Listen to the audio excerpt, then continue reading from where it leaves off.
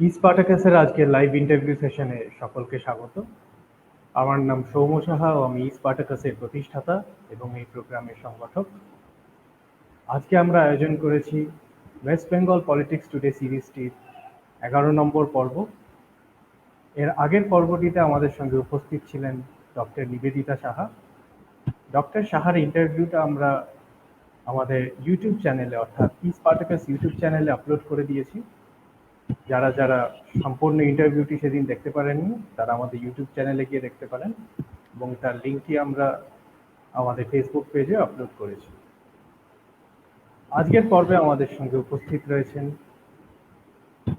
ব্যাঙ্গালোরের জৈন ইউনিভার্সিটির centre for research in social sciences and education সেই ডিপার্টমেন্টের অ্যাসোসিয়েট প্রফেসর ডক্টর প্রিয়াঙ্কা মাথুর।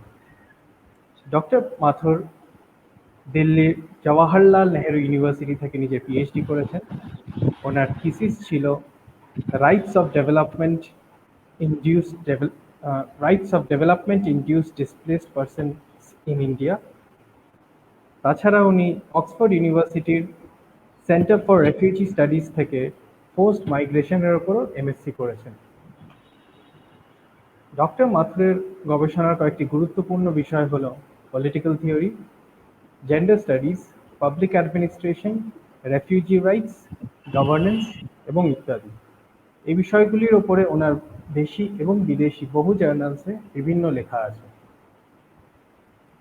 আমরা অত্যন্ত কৃতজ্ঞ যে ডক্টর মাথুর আজকের আমাদের সেশনে পার্টিসিপেট করেছেন। আমরা ডক্টর মাথুরকে স্বাগত জানাই। Thank you. ডক্টর মাথুরের সাক্ষাৎকারটি নেবেন আমাদের প্রেসিডেন্সি বিশ্ববিদ্যালয়ের রাষ্ট্রবিজ্ঞানের অধ্যাপক ডক্টর প্রদীপ বসু। ডক্টর বসু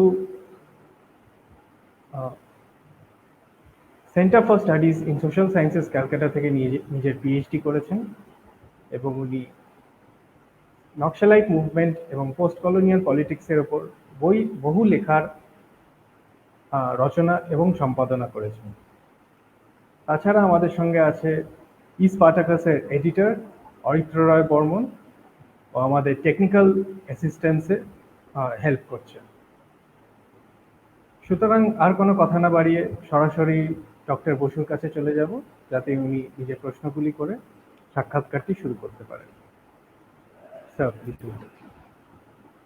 প্রত্যেকবারের মতো এবারেও স্পার্টাকাসের প্রতিষ্ঠাতা ও সঞ্চালক আমার ছাত্র এখন অধ্যাপক সৌম্য সাহাকে ধন্যবাদ জানাই। আর ধন্যবাদ জানাই স্পার্টাকাসের এডিটর অরিত্র রায় বর্মনকে।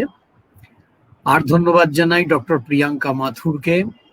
তিনি ব্যাঙ্গালোর থেকে এত দূরে, আমি কলকাতায়, উনি ব্যাঙ্গালোরে, এবং উনি রাজি হয়েছেন আজকের বিষয়ে সাক্ষাৎকার দিতে। অনেক ধন্যবাদ প্রিয়াঙ্কা। Thank you sir. আচ্ছা, শুরুর আগে ছোট ছোট কয়েকটা কথা বলে নিই যে এটা হচ্ছে একটা সিরিজ অফ ইন্টারভিউজ। এখানে আমরা বিভিন্ন ইউনিভার্সিটি বা অন্যান্য ইনস্টিটিউটের, এডুকেশনাল ইনস্টিটিউটের স্কলারদের আমরা ইনভাইট করছি, specially those who are doing research work on West Bengal politics. আমাদের এই সিরিজে প্রথমে ছিলেন মইদুল ইসলাম, তারপরে Sanjib Mukherjee, Debi Chatterjee Jadavpur University, Maidul Islam Centre for Studies CSSC, Sanjib Mukherjee Calcutta University, Debi Chatterjee Jadavpur University, Sobhanlal Dattagupta Calcutta University, Pranab Kanti Basu Visvabharati University, Kalyan Kumar Das Presidency University, Rajarshi Dasgupta JNU Delhi, Himadri Chatterjee Calcutta University, Bula Bhadra প্রথমে ক্যালকাটা ইউনিভার্সিটি, পরে Sister Nivedita University, Nivedita Saha Kalyani University, এবং আজকে 11 নম্বরে আছেন প্রিয়াঙ্কা মাথুর, যাদবপুর জৈন ইউনিভার্সিটি, ব্যাঙ্গালোর। এরপরে 4 তারিখে আছেন 12 নম্বর পর্বে প্রফেসর পরিমল ঘোষ, ক্যালকাটা ইউনিভার্সিটির south and south east Asia ডিপার্টমেন্টে। এই সিরিজটা চলছে এবং এটা আশা করছি আরো চলবে, এমনকি 2 মেতে ইলেকশন রেজাল্ট বেরোনোর পরেও এটা চলবে। আশা করছি এটা বন্ধ করে দেওয়া হবে না। আর একটা কথা যে এখানে এটা কোনো, প্রত্যেকবার একই কথা বলি, সেটাও বলছি যে এটা কোনো পলিটিক্যাল পার্টির প্ল্যাটফর্ম নয় এবং এটা একদমই পিওরলি একাডেমিক একটা প্ল্যাটফর্ম। অন্যবার আমি সচেতনভাবে বাংলা শব্দগুলোই বেশি করে ব্যবহার করি, ইংরেজি শব্দ প্রায় বলি না, আর দেখি যে ইংরেজি না বলে থাকা যায় কিনা। কিন্তু আজকে আমাদের রেসপেক্টেবল গেস্ট, তার জন্যে আমি ইচ্ছে করেই কিছু ইংরেজি শব্দ যেগুলো আমরা ডেইলি লাইফে ইউজ করে থাকি, we are very familiar with this words, সেগুলো ইউজ করছি। তবে উনি বাংলা খুব ভালোই জানেন, but very humble, in a very humble way, she expressed her hesitation. আচ্ছা, এবারে একটা ছোট্ট ইতিহাস বলে আমি প্রশ্নে চলে যাব। সেটা হচ্ছে যে এই যে কোশ্চেনগুলোকে এক জায়গায় কালেক্ট করেছি, এগুলো অনেক বছর ধরে বিভিন্ন লোকের সঙ্গে ইন্টারাকশন থেকে পেয়েছি। তার মধ্যে রুরাল, আরবান ব্যাকগ্রাউন্ড থেকে আসা স্টুডেন্টরা, তাদের গার্জিয়ানসরা, আচ্ছা, my friends and my relatives, my colleagues. তাছাড়া বাসে আমি খুব কথা বলি লোকের সাথে, এটার জন্য আমি বাড়িতে খুব বকুনিও খাই।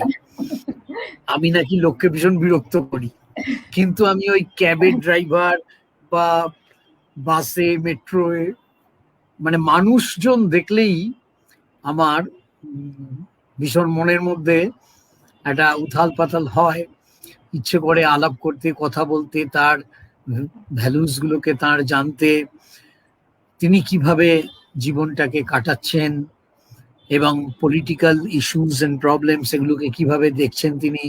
তো তার জন্য রিক্সাওয়ালা, ঠেলাওয়ালা, অটোওয়ালা, তারপর আমার বাড়িতে যে ইলেকট্রিশিয়ান কাজ করতে এসছেন, আমার বাড়ির যে কাজের মাসি, এরম আমাদের হাউজিং এর যে সিকিউরিটি গার্ড ছিলেন, বা ওই পুরনো খবরের কাগজ বিক্রি করে সেই তাকেও ধরে আমরা দিনের পর দিন গল্প করেছি। এখন এই প্রশ্নগুলো একটা জায়গায় এনেছি কারণ আমি ইমেলে নোটস নিয়ে নিয়ে রাখতাম। প্রায় 100, মোর দেন 100 পিপল এর মধ্যে ইনভলভড আছেন এই ইনফর্মাল সার্ভেটার মধ্যে। তো অনেকগুলো কোয়েশ্চেন্স আছে আমার মনেও এসছে, আমি myself don't know the answers. তো সেই জন্য আমি এক্সপার্টদের কাছ থেকে কাছেই আলোচনাগুলো, প্রশ্নগুলো তুলতে চাই। বাংলায় যে কালচারটা ছিল, আমরা ছোট থেকে দেখেছি, প্রিয়াঙ্কাও দেখেছে তার ছোটবেলা থেকে। প্রিয়াঙ্কার জন্মসূত্রে বাঙালি নন, কিন্তু এখানেই জন্ম এবং বাঙালি হয়ে গেছেন তিনি। তবে এখন তিনি ব্যাঙ্গালোরে থাকেন। তো আবার জেএনইউতে পিএইচডি করেছেন, মানে একটা বহু সংস্কৃতির একটা এক্সপোজার উনি পেয়েছেন। She is more privileged than we are. তো এবারে যেটা লক্ষ্য করছি যে আমি প্রশ্নে চলে যাচ্ছি, আমাদের যে কোয়েশ্চেনিয়ারে এটা 6 নম্বর শেষ প্রশ্নটা, সেটাই আজকে প্রথমে নিয়ে আসছি। সেটা হচ্ছে যে আমরা পশ্চিমবঙ্গে যে জেন্ডার পার্সপেক্টিভটার মধ্যে বড় হয়েছি, সামাজিক লিঙ্গ, সেখানে আমরা দেখেছি যে আমি উত্তরপ্রদেশে গেছি, দিল্লি, আগ্রা গেছি, হিমাচল প্রদেশেও গেছি, অন্ধ্রপ্রদেশে গেছি, বিহারে বহুদিন ছিলাম, কারণ আমার বাবা ওখানে ঝাড়খণ্ডে, এখন ঝাড়খণ্ড ডাক্তার ছিলেন। তো পশ্চিমবঙ্গেও জন্মেছি, দীর্ঘকাল থেকেছি। মাঝে মাঝে বাবার ওখানে যেতাম, হয়তো 1 মাসের জন্য ঝাড়খণ্ডে, আবার চলে আসতাম কলকাতায়। তো আমি যেভাবে দেখতাম ভারতের অন্যান্য প্রদেশের তুলনায় পশ্চিমবঙ্গে মেয়েদের প্রতি দৃষ্টিকোণটা অনেকটা উদার, এবং মেয়েদের দৃষ্টিভঙ্গিটাও অনেকটা উদার, অনেক টলারেন্ট, অনেক প্লুরালিস্টিক। এবং আমি কখনো কোনো বাংলার মেয়েকে ভাবতে পারতাম না যে তারা দাঙ্গা করতে যাচ্ছে, তার স্বামী বা পুত্র তাকে ওই সিঁদুর পরিয়ে দিচ্ছে, যাও বীর তুমি। হ্যাঁ, এটা গুজরাটে দাঙ্গার সময় আমরা এটা দেখেছি। দুর্গা বাহিনী, সেই সব মহিলারা, হিন্দু মহিলারা, তারা they glorified these people, the rioters. একটা তীব্র মুসলিম বিদ্বেষ, ইসলামোফোবিয়া, সেটা আমাদের প্রথম পয়েন্টে আছে, সেটা এখন আসছি না। আমি শুধু জেন্ডারের প্রশ্নটা দেখব যে মেয়েদের প্রতি দৃষ্টিকোণটা কিছুটা তো কনজারভেটিভ ছিল নিশ্চয়ই, যেহেতু একটা পেট্রিয়ার্কি রয়েছে, মেল ডমিনেটেড সোসাইটি বাংলাতেও আছে, কিন্তু তবুও as compare to UP, Bihar, Jharkhand, Agra, Delhi, as I traveled across these places, Andhra Pradesh, আমি দেখেছি যে বাংলায় একটা মেয়ে কি পরলো পোশাক, এগুলো খুব একটা কেউ মরাল পলিসিং করতো না।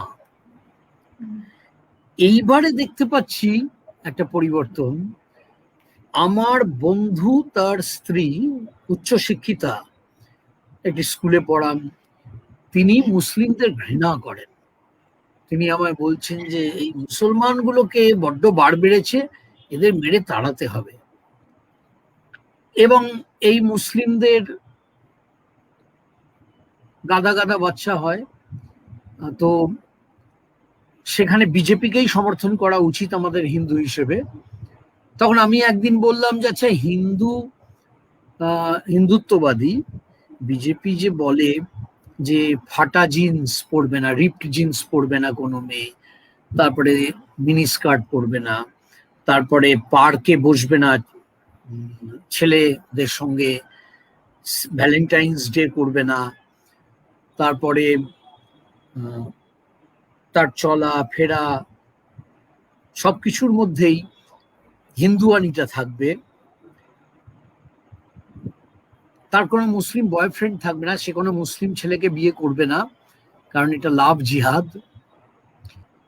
এখন এইগুলো মানে উল্টো দিকে দেখছি যে এই শবরীমালা মন্দিরে কোনো ঋতুমতী নারী, ঋতুমতীর হওয়ার মতো বয়স যার, এমন কোনো মেয়ে ঢুকবে না। একটা পুরো ন্যাচারাল ফিজিক্যাল একটা প্রসেস, সেইটা দিয়ে জাজমেন্ট হচ্ছে যে whether a girl is pure or impure, হ্যাঁ, তার শুদ্ধতা নষ্ট হয়ে যাচ্ছে, সে অসুচি, এই সূচি অসুচি এইটা। এখন তিনি এর উত্তরে বললেন যে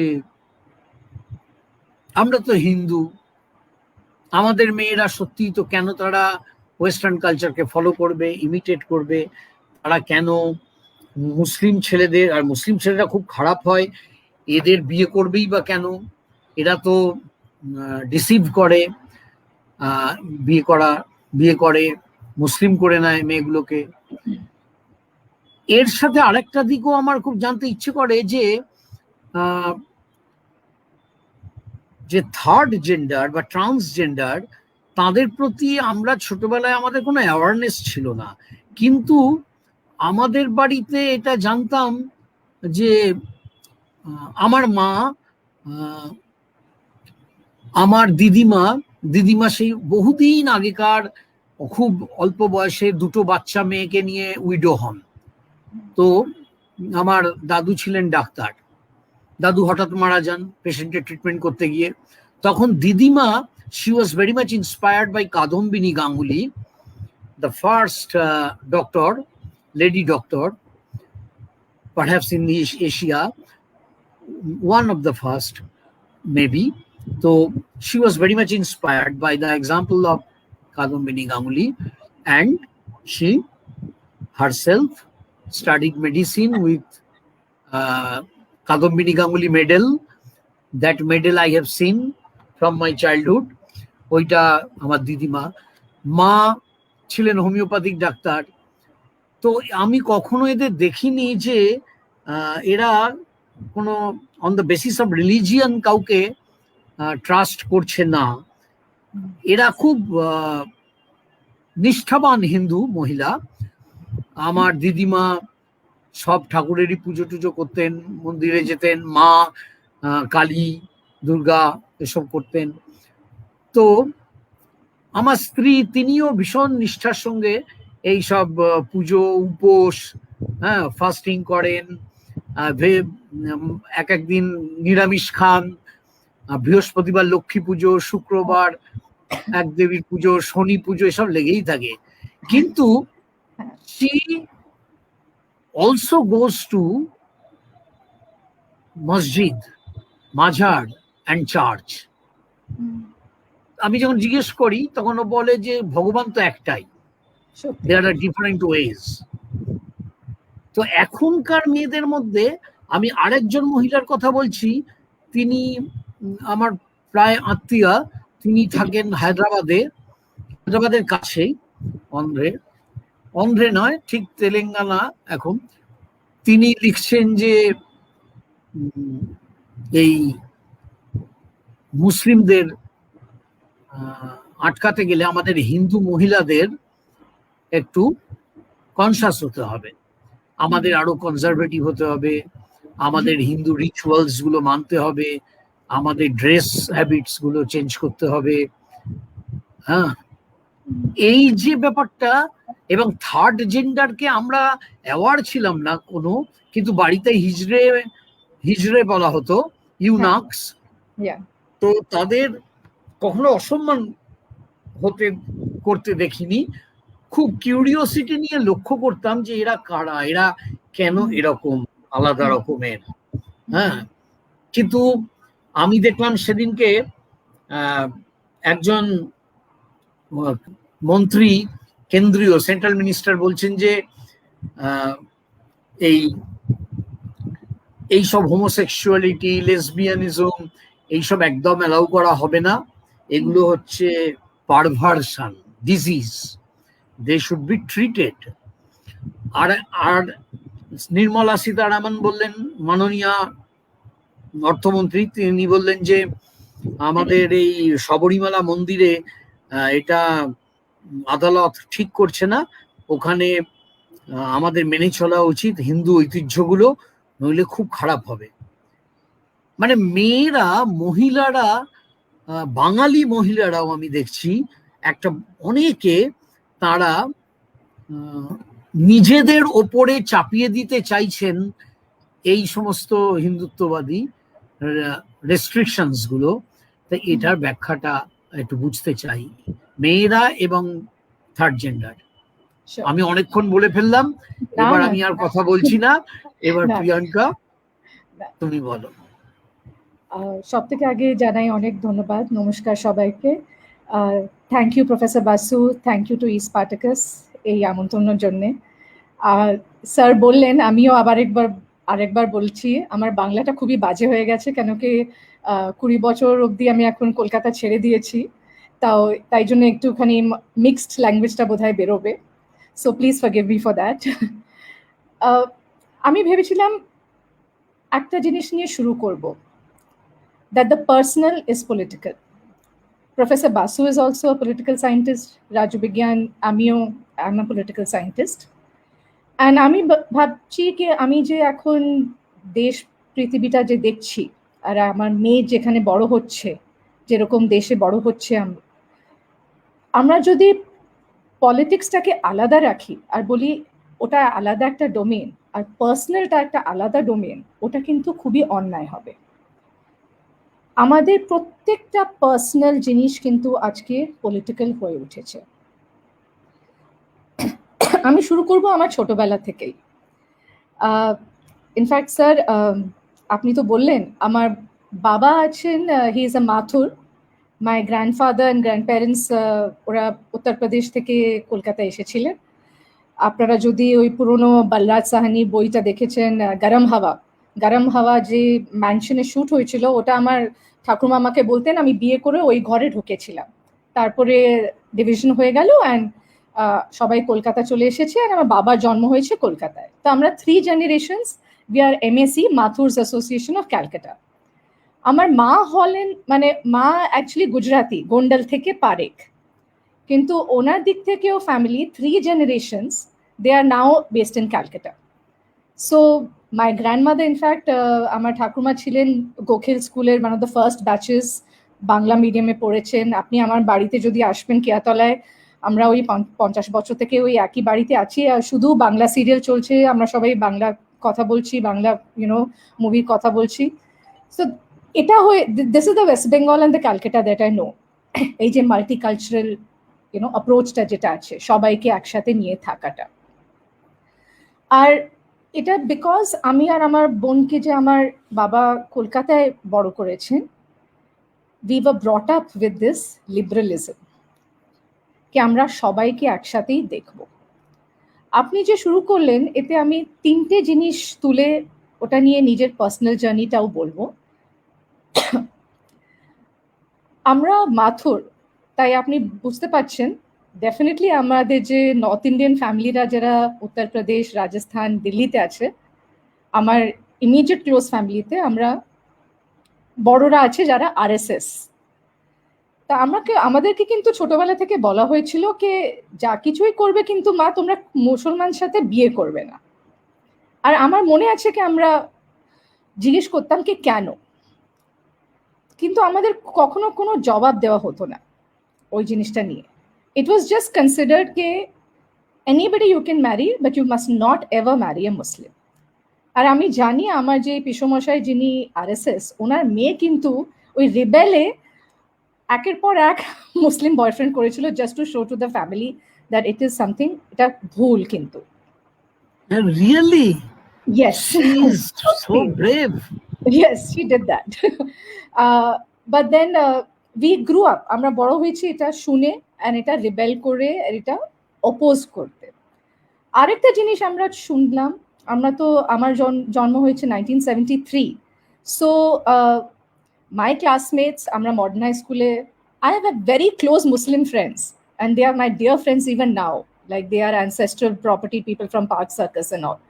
যখন আমরা এই লজিকটা শুনতাম কলকাতায় বড় হয়ে কি ওরা এখানে নেই, যে হিন্দু ন্যাশনালিজমের সাথে যেটা এখন ফিরে আসছে আমাদের ডায়লগে ইন ওয়েস্ট বেঙ্গল, যে এত বছর পরে আমরা আবার ওয়েস্ট বেঙ্গলে শুনতে পাচ্ছি এই হিন্দুত্ব লজিকটা, that our country Pashchimbanga is the root, is the history, is the origin of Hindu nationalism, Shyamakant Mukherjee ke niye.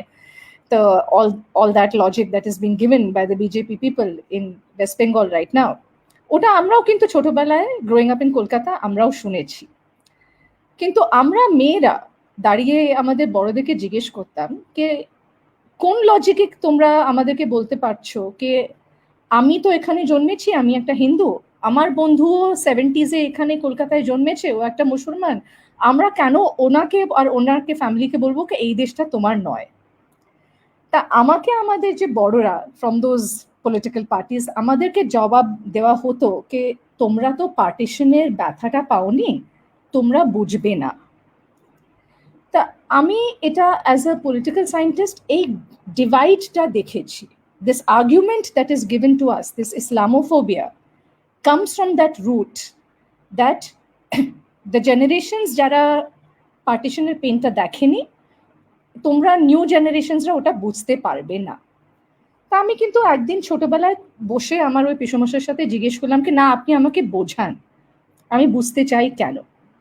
উনি বললেন, একটা রুটি নিয়ে যদি তুমি ওটা ছিঁড়ে দাও আর বলো একজনকে কে এ নাও এটা তোমার ভাগ, আর আরেকজনকে বলবে এ নাও এটা তোমার আর আমার ভাগ, ওটা কি ন্যায় হলো? ওটা is this fair, is it just? পার্টিশনের সময় উনি বললেন আমাকে ওটাই হয়েছিল, কি আমরা তো সবাইকে ওদেরকে তো বললাম কি তোমরা চলে যাও, তোমাদের একটা দেশ আছে, কিন্তু আমরা আমাদের দেশকে বললাম কে এটা সবার জন্যে। আর এখন যে হিন্দু রিভাইভাল যেটা হচ্ছে আমরা সারা দেশে যেটা দেখছি, is a return of that logic, that argument, যেটাকে আমি ছোটবেলা থেকে শুনতাম। স্যার, আমি যখন জেএনইউতে অ্যাডমিশন পেলাম, আমার বাড়ির ওই সব বড়রা কিন্তু খুব ঘাবড়িয়ে গেছিলেন। আমার বাবাকে এসে বলা হয়েছিল কি তুমি খুব মানে ভুল কাজ করছো, একটা লেফটিস্ট ইউনিভার্সিটি ক্যাম্পাসে মেয়েকে একলা থাকতে দিচ্ছ, মেয়ে কিন্তু হাত থেকে চলে গেল এখন।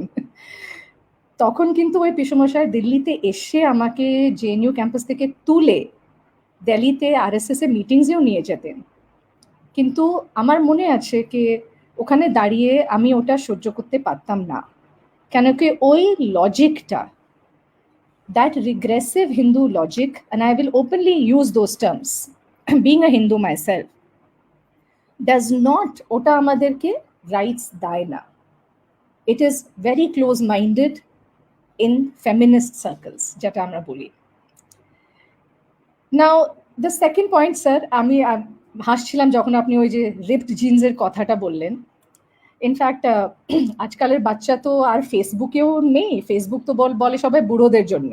আমার মেয়ের জেনারেশন সবাই ওরা বলে কি মা তোমরা ফেসবুকে কেন থাকো, এখন তো ইনস্টাগ্রাম। তা ওদের জন্যেই আমার একটা মেয়ে আছে, আর আমার ছোট বোন ও মালয়েশিয়াতে থাকে, ওর একটা মেয়ে আছে, ও 14 বছরের বয়স, ওরা সবাই ইনস্টাগ্রামে, তা আমরাও ইনস্টাগ্রামে এখন ঢুকে গেছি। তা এটা খুব ওদের এটা নিয়ে অনেক মেমস আর কার্টুনস চলছিল, এই যে রিপড জিন্স পরে কেউ করে না। তা আমার অ্যাকচুয়ালি, আর আমি এখন একটা পাবলিক, আমার অনেক ছাত্ররাও আছে এখানে অডিয়েন্সে, ওরা আমাকে মেসেজ করছে কি ম্যাম আমরা শুনছি আপনাকে, ওরা জানে এটা, আমি কিন্তু রিপড জিন্স পরি, আমি অ্যাকচুয়ালি রিপড জিন্স পরে এখানে বাজারে ঘুরে বেরিয়েছি। তা ওই দিন কিন্তু আমি একটা ফটোগ্রাফ নিয়ে, যেটাকে আমি আমার মেয়ের সাথে একটা বই দেখতে বেরিয়েছিলাম, যেখানে আমি দাঁড়িয়ে আছি ওদের সাথে, আর আমার নিতে একটা ছেঁড়া জিন্স আছে, আমি ওটা একটা পোস্ট করেছিলাম কি এই দেখুন আমি তো একটা মা, আর আমার মেয়ের সাথে দাঁড়িয়ে আছি, আমি রিপড জিন্স পরে আছি, আমার মেয়ে কিন্তু খুব ভালোই বড় হয়েছে। হ্যাঁ, তা রিপড জিন্স পরে কিন্তু কেউ বাজে মা হয়ে যায় না। So at the end of the day, it is a personal statement. Again, how each one of us take it. The next point যেটা আপনি বললেন professor Basu, about the third gender. না, আমি লাস্ট 1 বছর থেকে জেন্ডার নিয়ে অনেক কাজ করছি, আমার একটা রিসার্চ প্রজেক্ট চলছে আমার ইউনিভার্সিটিতে, ওটা নিয়েও আমি একটু কথা বলবো। বাট মোস্ট ইম্পর্টেন্টলি আমি একটা কানাডা বেসড অর্গানাইজেশন আছে যার নাম হলো ফোরাম অফ ফেডারেশনস, আর ফোরাম অফ ফেডারেশনসে আমি 2016 থেকে আমি একটা ইন্টারন্যাশনাল ট্রেনার। আমরা মায়ানমার, বার্মাতে গিয়ে ওখানে স্টেট পার্লামেন্টসে লাস্ট 5 ইয়ার্স, এবার এই বছরেই আমরা ফেব্রুয়ারির পরে আর যেতে পারছি না, আমি কিন্তু মায়ানমারের প্রত্যেকটা স্টেট পার্লামেন্টে ঢুকে আমরা জেন্ডার সেন্সিটাইজেশন আর ফেডারালিজমের সেশনস নিয়েছি, capacity building training sessions. Why? কেন কে right now the discourse in political science is that anything that is governance, decentralization, ওতে একটা জেন্ডার অ্যাঙ্গেল আসতেই হবে। Gender is central to everything that is political and personal today.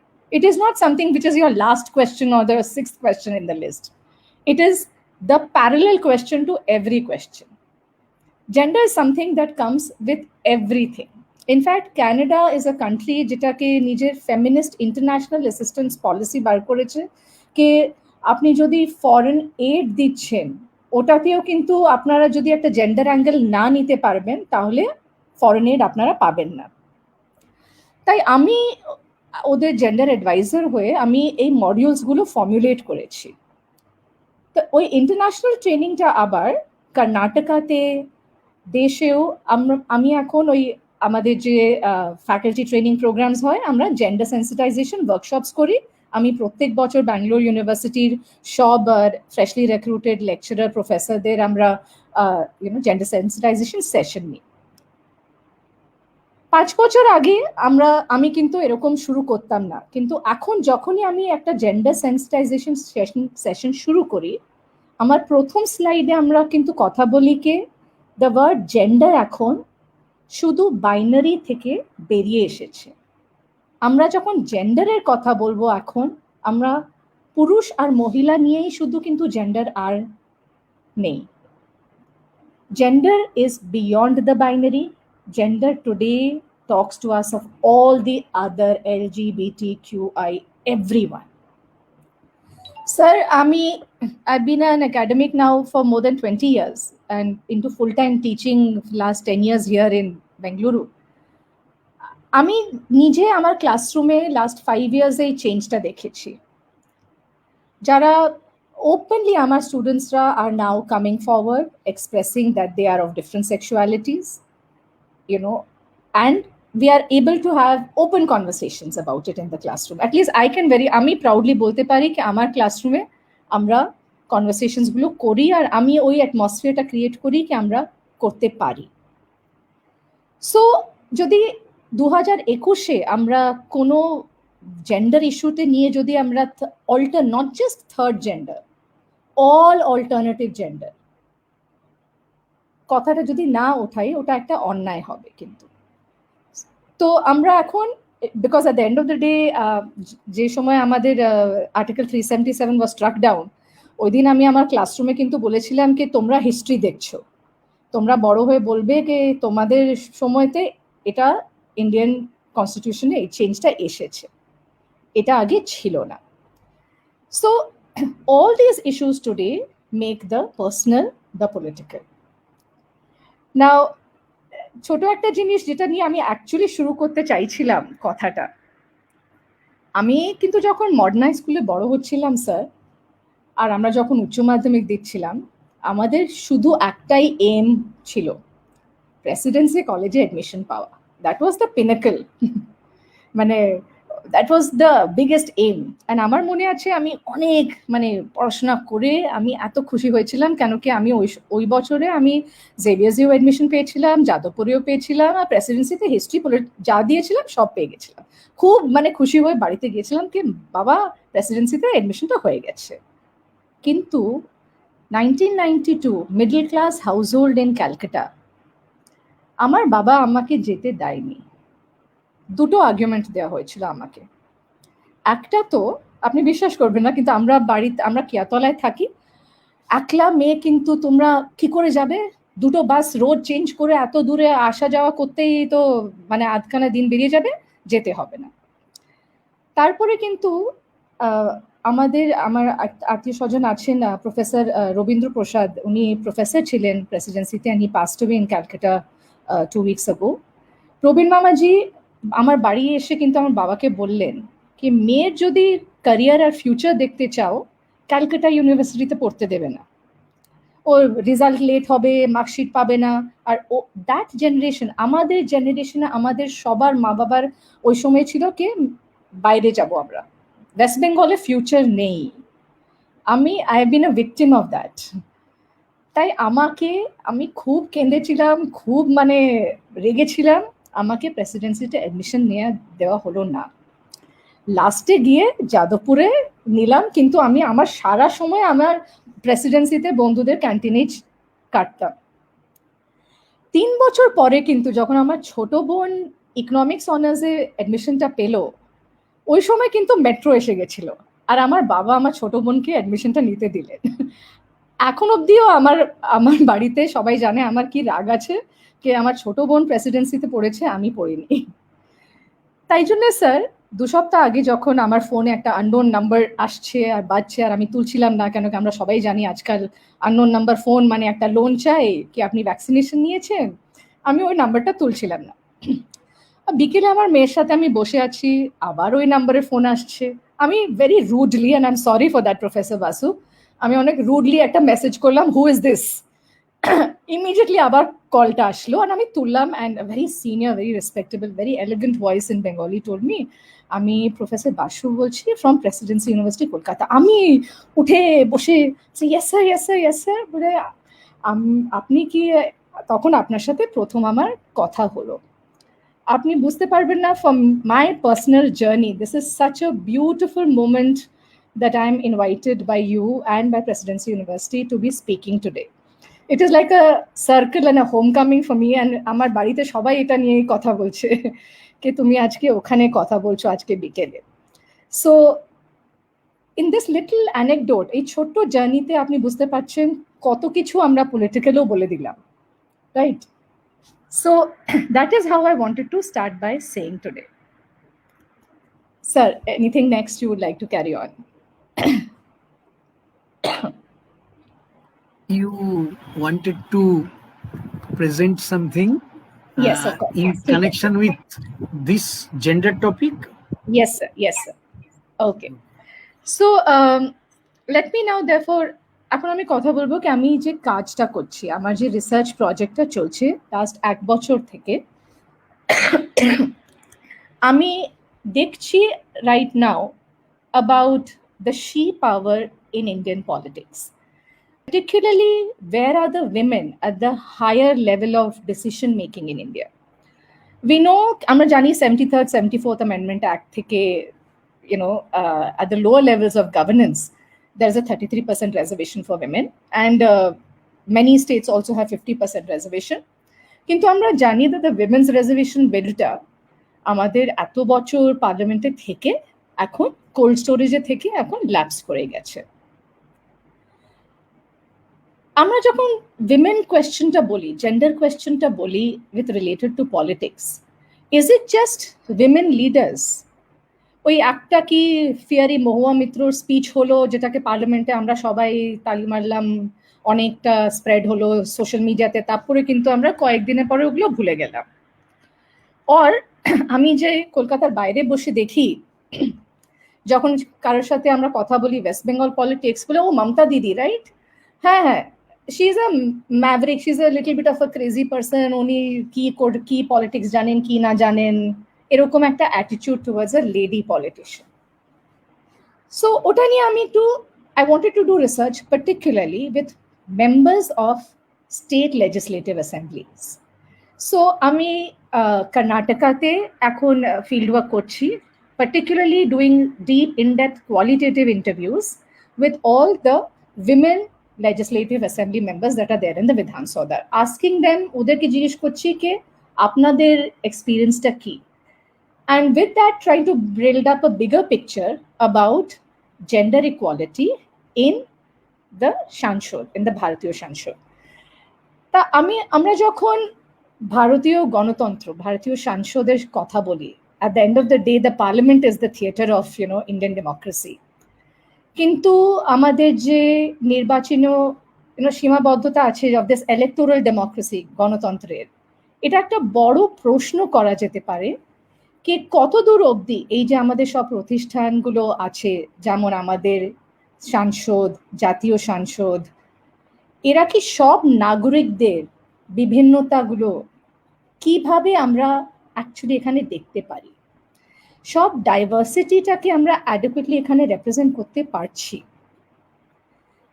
এটা খুবই দরকার কি জাতীয় সংসদকে নিয়ে যে আমরা রাষ্ট্রবিজ্ঞান, আমাদের যে লিটারেচার আছে, ওতে কিন্তু অনেক গ্যাপস আছে কি আমরা জেন্ডার উপস্থাপনা নিয়ে, ওটা নিয়ে আমাদের চর্চা অত আছে কি না।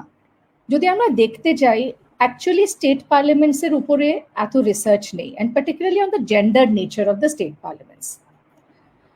Now, আমাদের দেশে যে জাতীয় সংসদ হলো এমন একটা প্রতিষ্ঠান যেখানে জেন্ডার সমানতা নেই। কেন নেই? কেন কি মহিলা সাংসদ খুবই কম নির্বাচিত হয়। এই কারণেই এটা বলা যায়, যেহেতু এত কম মহিলা সাংসদ আমরা নির্বাচিত করি, তাতে বোঝা যায় যে মূল কারণ কি, আমরা এটা কেন দেখছি। ইজ ইট কি আমরা এখন অব্দি ওই পেট্রিয়ার্কিকে বার করতে পারছি না, নাকি জাস্ট আমরা ভাবি কে উইমেন ক্যান্ডিডেটসকে আমরা টিকিট দেব না কেন কে ওরা জিততে পারবে না। এই প্রশ্নটা কিন্তু করা উচিত আমাদের। আমরা কি এটা বলতে পারি কি যেহেতু মহিলাদের এই জায়গায় আমরা আসতে দিতে পারি না বা পারছি না, আমরা একভাবে বলতে পারছি যে আজকে সমাজে একভাবে আমরা এখনো কিন্তু জেন্ডার ইনইকুয়ালিটি বজায় রেখেছি। তাহলে কি সাংসদ, যেটা আমাদের গণতন্ত্রের, যেটা সমানভাবে পুরুষ এবং মহিলা প্রধান হওয়া উচিত, কিন্তু তা নেই, তাহলে আমরা কি বলতে পারবো না কি সাংসদেও আমরা জেন্ডার ইকুয়ালিটি দেখতে পেতে পারি না? এই যে ভীষণভাবে কিন্তু এই আন্ডার রেপ্রেজেন্টেশনটা আমরা যে দেখছি, আমরা এটা কেন মেনে নিয়েছি, এই প্রশ্নটা we need to look at all the state parliaments. আর আমরা যদি ওয়েস্ট বেঙ্গলের জাস্ট কেস স্টাডিটা নিই, তাহলে অ্যাসোসিয়েশন অফ ডেমোক্রেটিক রিফর্মস আমাদেরকে একটা স্টাডি করে বলেছে কি, and we know that also, আমরা জানিও কি আমরা যদি রাইট নাও লেজিসলেটিভ অ্যাসেম্বলির জেন্ডার ব্যালেন্সটা যদি দেখি in the state of West Bengal, দুদিনেই ওটা কিন্তু চেঞ্জ হবে। ওদের রিপোর্টে 282 MLAsরা ওরা যে অ্যানালাইজ করেছে, ওরা দেখেছে that only 15% of the MLAs, of course we know that in West Bengal, are women, and 241 MLAs are men. Now 14%, sir, and I would like to plead that to our entire audience here, is a very, very small percentage. Now you can also see the figures. Jodi amra ekta table dekhi at the gender representation in West Bengal State Assembly from the 1950s, we can see that it's really big.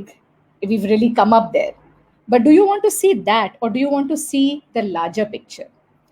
Now, according to the UNDP, 30% should be the minimum representation at least for any gender equality to start moving and coming.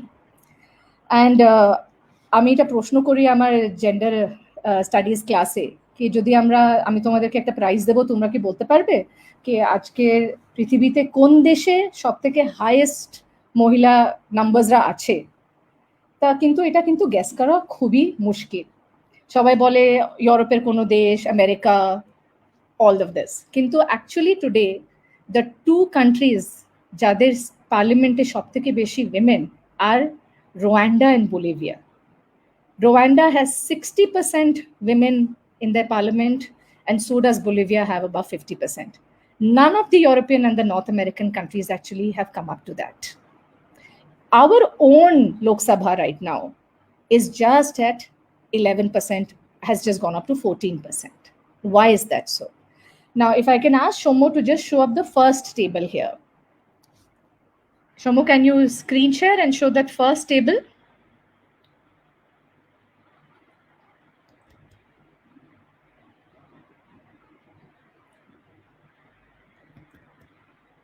Yeah. আমরা যদি এই টেবিলটা দেখব, 1952 থেকে এটা কিন্তু 2016 অবধি আছে। 52% of women MLAs was 2%. Now from the 50s to the 2000, to the 21st century, definitely 2% থেকে আমরা এখন 14% অবধি, এখন now 15% অবধি উঠেছি। But there are very interesting changes in these dynamics also. The number of women contesting has also gone up from 17 to around 194, and the total number of women MLAs has also gone up from say 6 to 39. Now there is a very interesting point that we see that in the 70s, kintu 1972, 1977, this rate had plunged and it had come down to half of that, and abar kintu eta abar utte shuru hoyechilo in the 80s and the 70s. Now this is the thing that I want to do. এখন আমরা শুধু numbers নিয়েই খেলছি. We want to see what are the reasons behind it. Is it that political parties are giving more seats to women, or is it that women themselves are gathering, the funds to be able to fight and gain the votes? What is the inner dynamic between that? Now, if we also see party-wise, Shomo, can you move up and take it to the next table?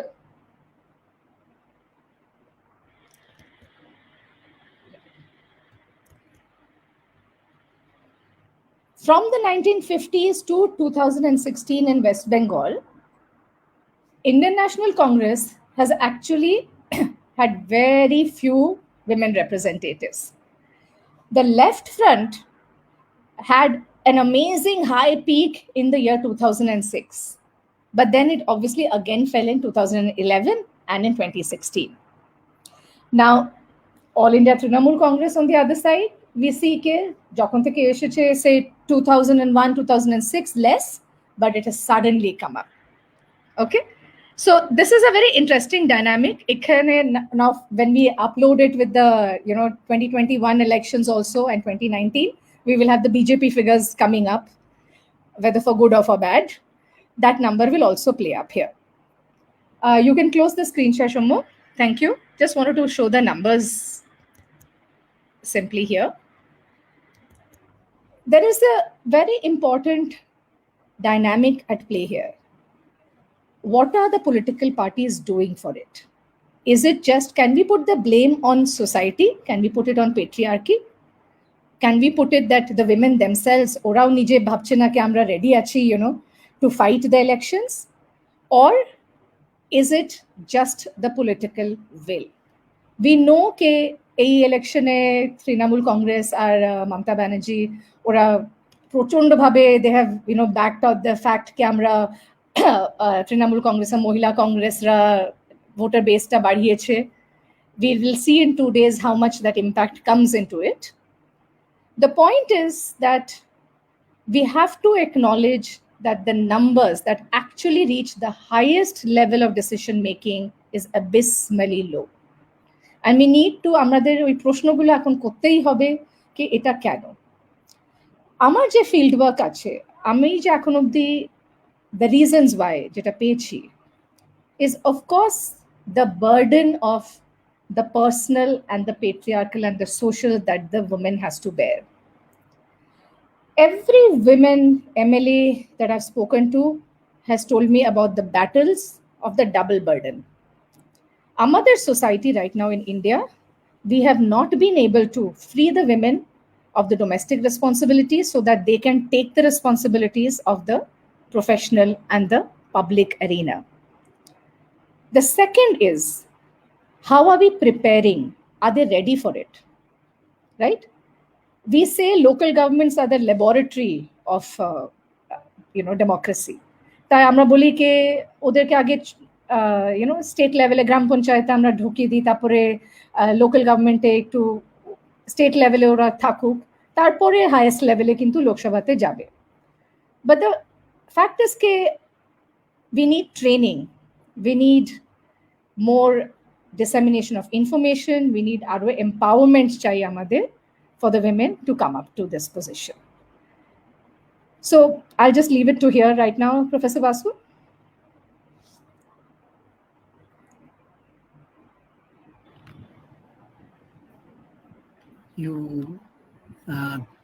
তুমি ডিসকাশনটাকে খুব interesting করে দিয়েছো. আচ্ছা, তাহলে আমি এখন আমাদের প্রথম প্রশ্নটাতে আবার ফিরে যাই. হ্যাঁ, যে এই মুসলিম বিদ্বেষটা কেন, মানে এই যে একটা ভয় যে মুসলিমরা সংখ্যায় বেড়ে যাচ্ছে, Bangla West Bengal will turn into a Muslim majority state very soon, এবং শিগগিরই তারা বাংলাদেশের সঙ্গে মিশে যাবে. এই যে আমরা দেখো ক্রিসমাসের সময় পার্ক স্ট্রিটে গিয়ে হইচই করি হিন্দুরা, তারপরে কেক কিনে খাই, হ্যাঁ 25 ডিসেম্বর, কিন্তু আমরা ঈদের সময় বা আমরা ঈদ উল ফিতর, ঈদ উল জুহা এই অনুষ্ঠানগুলো আমরা জানিও না, শেয়ারও করি না, বেশিরভাগ হিন্দুদের কথা বলছি।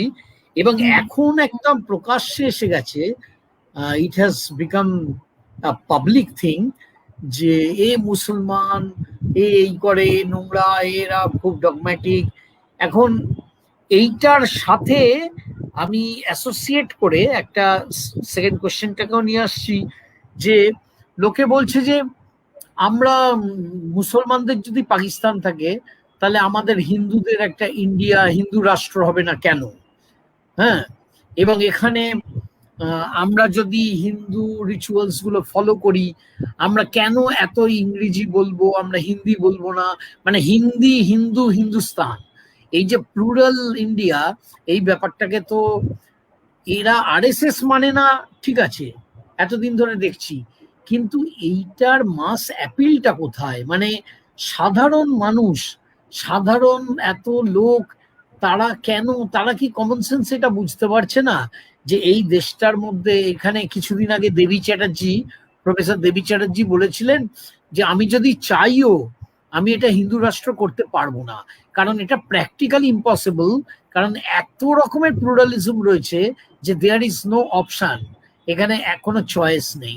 এখন তুমি এটাকে কিভাবে ব্যাখ্যা করবে, ইসলামোফোবিয়া আর তার সাথে হিন্দু রাষ্ট্র, এই দুটো কোয়েশ্চেনকে একসাথে মার্জ করে আমি দিলাম, বল।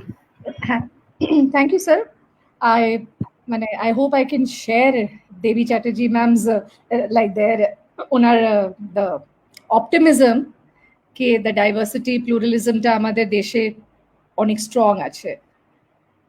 আমি কিন্তু ওটা দেখছি না। আমি 20 বছর দিল্লিতে থেকে এখন 10 বছর তো সাউথ ইন্ডিয়াতে এসেছি।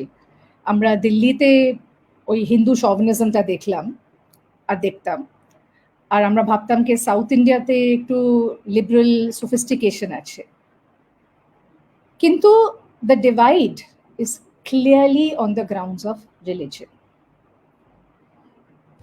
and this religious factor has been brought about by openly and clearly one party ever since that party has come into mainstream politics in our country, and we know we are talking of the Bharatiya Janata Party here.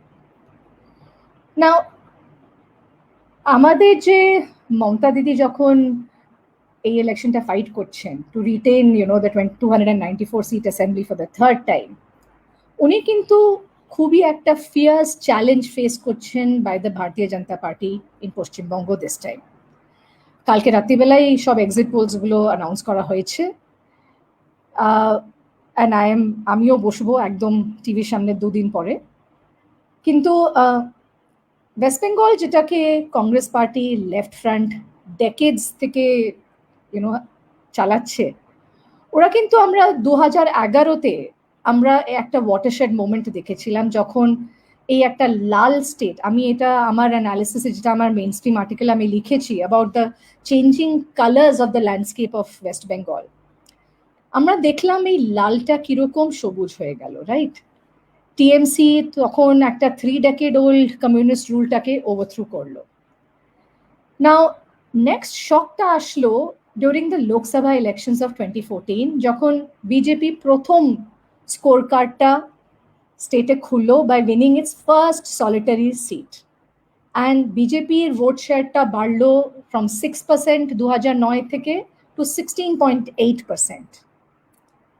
এটা আরও consolidate হলো 2019-এ, যখন টিএমসির seat ট্যালিটা 34 থেকে 22 নামলো, আর BJP উঠলো from the single digit 2 to the double digit 18।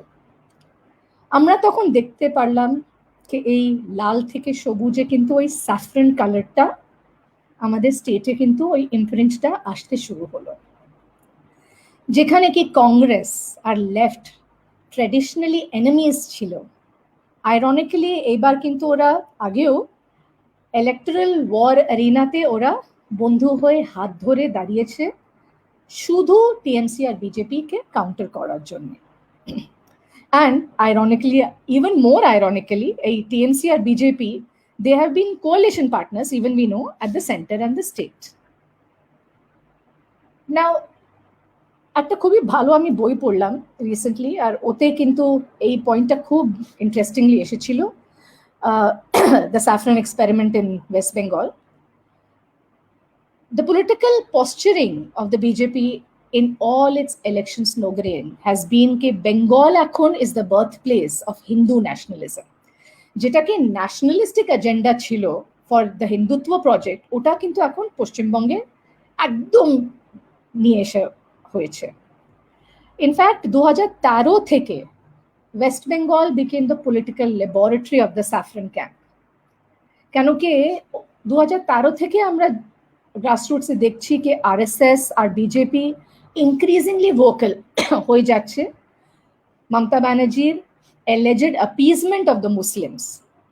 মানে এটা অ্যালিগেশন আছে कि যে আপনাদের যে চিফ মিনিস্টার এখন যে পার্টি পাওয়ারে আছে ওটা ওপেনলি একটা রিলিজনের কেডার্স গুলোকেই শুদ্ধ ফেভার করছে। এই পয়েন্টটাই নিয়ে কিন্তু বিজেপি ওয়েস্ট বেঙ্গলে ঢুকেছে। সেকেন্ড আর্গুমেন্ট ওয়াজ কে ইসলামিক ফান্ডামেন্টালিজমটা বাংলাদেশ থেকে ওয়েস্ট বেঙ্গলে নেওয়া হচ্ছে। ইনফ্যাক্ট ওনাকে has been dubbed, and it is there in a lot of media and in the book that I read also, ওনাকে কোট আনকোট জিহাদি দিদি বলা হয়েছে। Besides, প্রত্যেকটা BJP leaders every public event এই ইলেকশন সিজনে ওরা কিন্তু বারবার বলেছে कि হিন্দু কালচারাল ন্যাশনালিজম और হিন্দুত্ব কিন্তু প্রথম এসেছিল in the undivided Bengal of 19th century. So they are trying to usurp the history, right? It's about a narrative shift. And that the coinage, you know, Bande Mataram slogan ta, with the iconic image of the Bharat Mata, এগুলো সব কিন্তু origin কোথায় হলো? Bengal. So narrative টা হচ্ছে কি Bengal is the birthplace. আর বেঙ্গল থেকে কিন্তু এটা সব বাকি সব দেশে গেছে, মানে rest of India. And in fact, again, of course, it was the Bengali politician Shama Prasad Mukherjee যিনি কে ভারতীয় জনসংঘটা ফাউন্ড করেছিলেন, যেটা is a precursor of the BJP. So we see a concerted political agenda to whip up this anti-incumbency and whip ওটা তোলা হচ্ছে on this saffron ideological line. Slogans এর সাথে জয় Shri Ram, and the one যেটাকে বাংলাদেশ লিবারেশন ওয়ারে ইউজ করা হয়েছিল জয় বাংলা, ওটাও এবার আবার নিয়ে আসা হয়েছে। আর এই বিজেপির পলিটিক্যাল এজেন্ডার সাথে the ally was the RSS.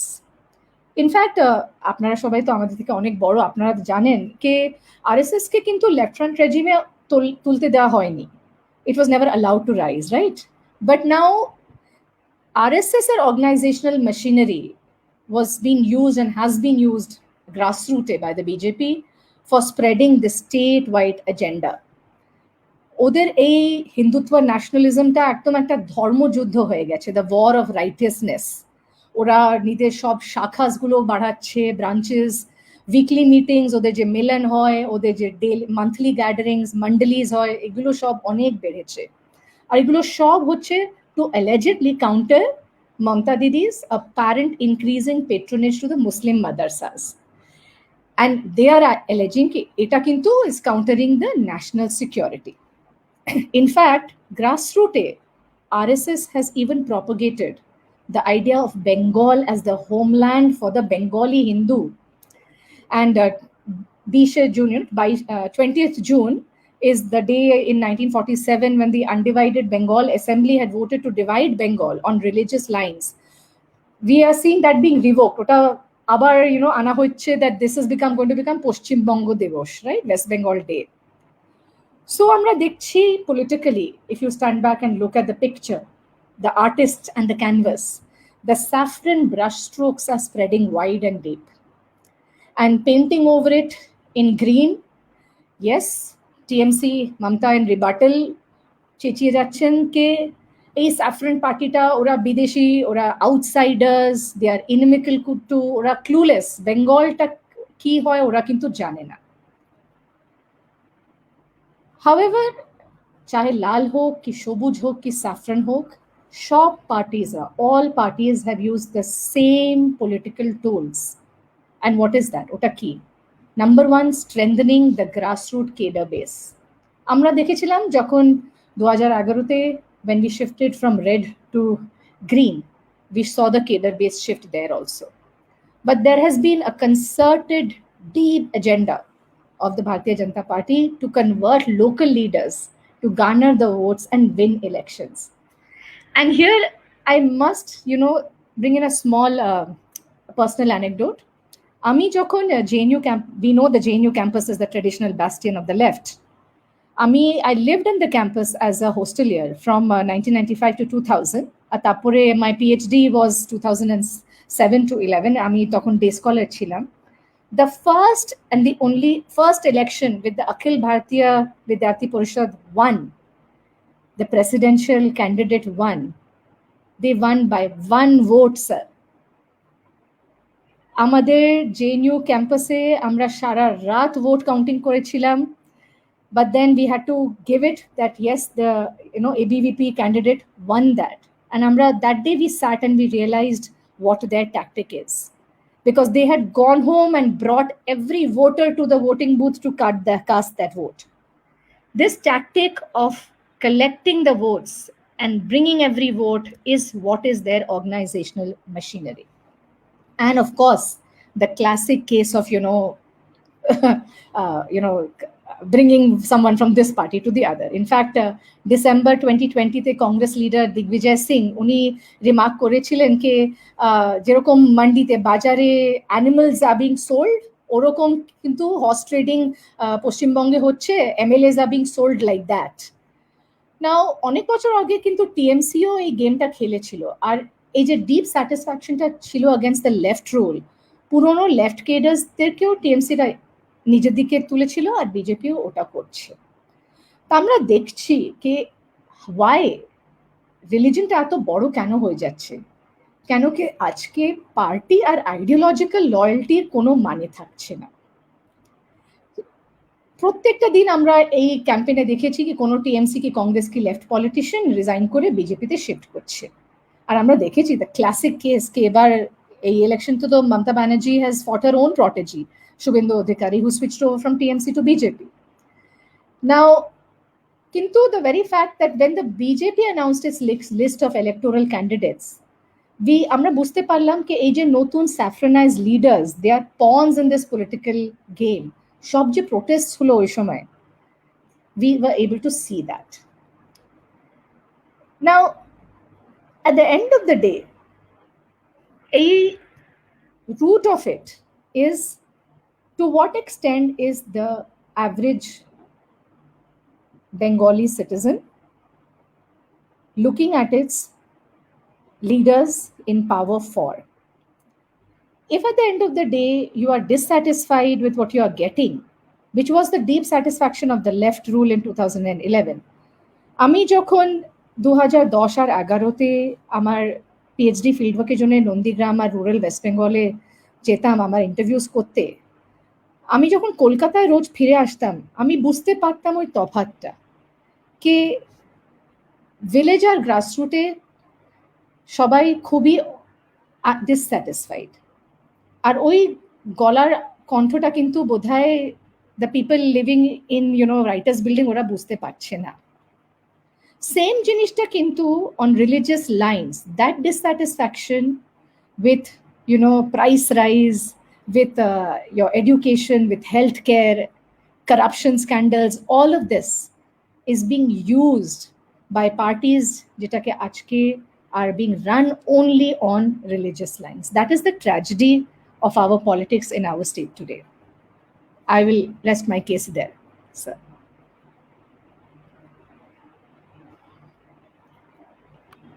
আচ্ছা প্রিয়াঙ্কা, তোমার কি মনে হয় সত্যি এই যে হিন্দু আর মুসলিমের মধ্যে এই যে টু নেশন থিওরি জিন্নার, মানে এটা কি দুটো কোনোদিন মিলবে না? মানে মুসলিমরা কি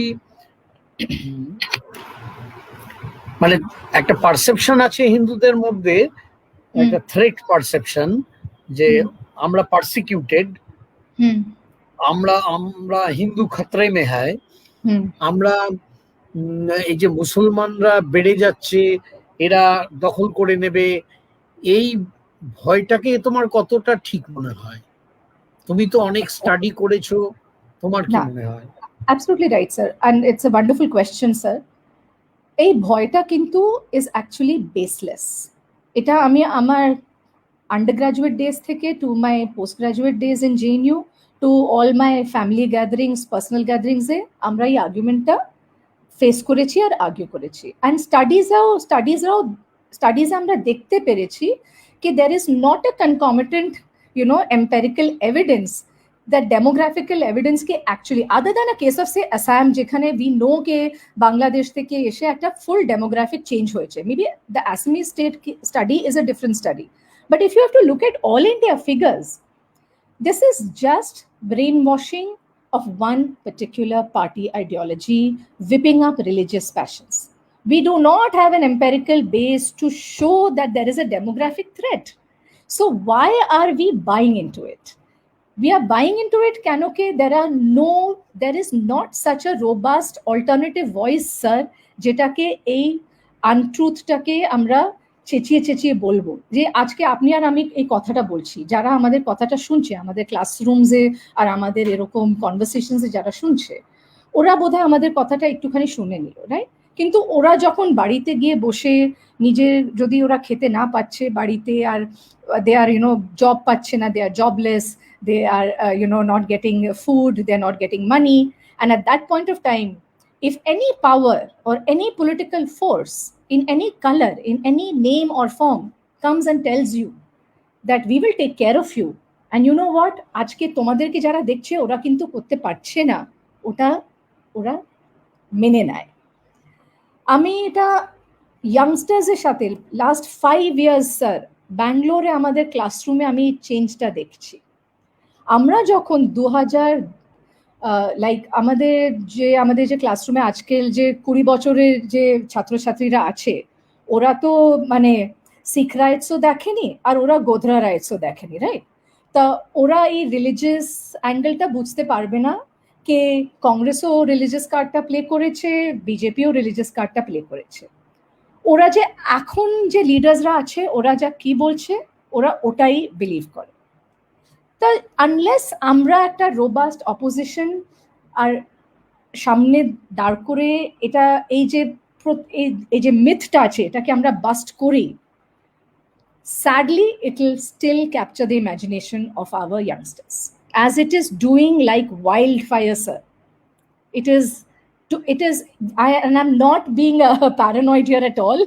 Let me tell you that I'm seeing to tell you that yes, we have a lot of people telling us that ami jokhon I am married a Malayali person, someone from Kerala, and in fact ami jokhon biye korchilam tokhon shobai bolchilo are e to হাত থেকে চলে যাচ্ছে, কেন কি communist ফ্যামিলিতে চলে যাচ্ছে, হিন্দু মেয়ে, and it's still a Hindu atheist communist, but then the fear factor was so big.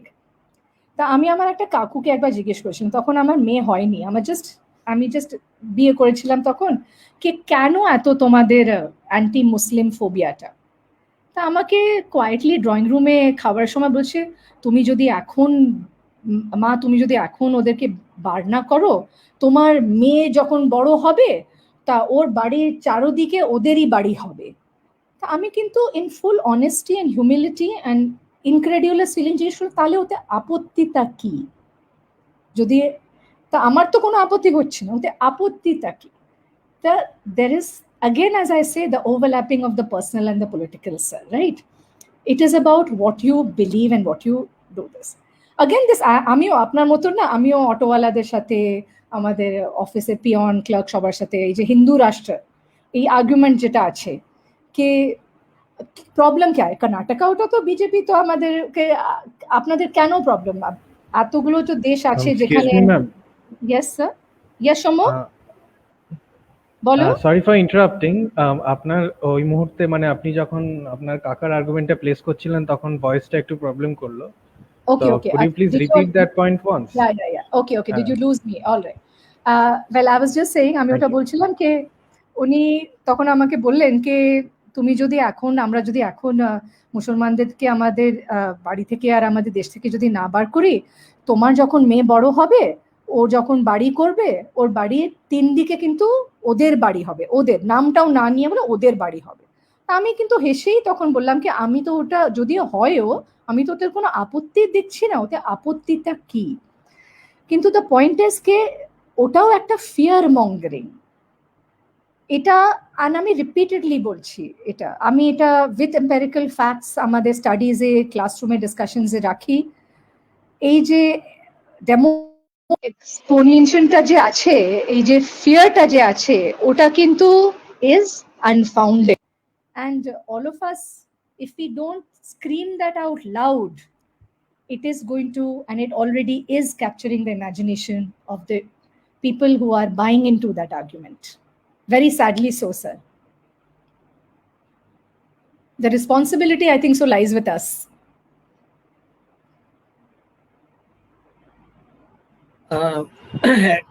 এখানে একটা প্রশ্ন এসে যাচ্ছে যেটা আমি সবসময় শুনছি, যে গত বছর আমি যখন অ্যান্টি এনআরসি মুভমেন্টে খুব অ্যাক্টিভ হয়ে গেছিলাম, তো আমি পার্ক সার্কাসে মুসলিম মহিলাদের যে বিরাট জমায়েতটা চলছিল, আমি যখন ওখানে একটা লেকচার দিয়ে আসছি, তখন একজন বাবু, ভদ্রলোক, হিন্দু বাঙালি ভদ্রলোক, একটু লেখাপড়া জানা, ওয়েল ড্রেসড, আমাকে বলছেন যে, এবং এই কোশ্চেনটা has been repeated by so many people, যে এত অনুপ্রবেশকারী আসছে, হ্যাঁ,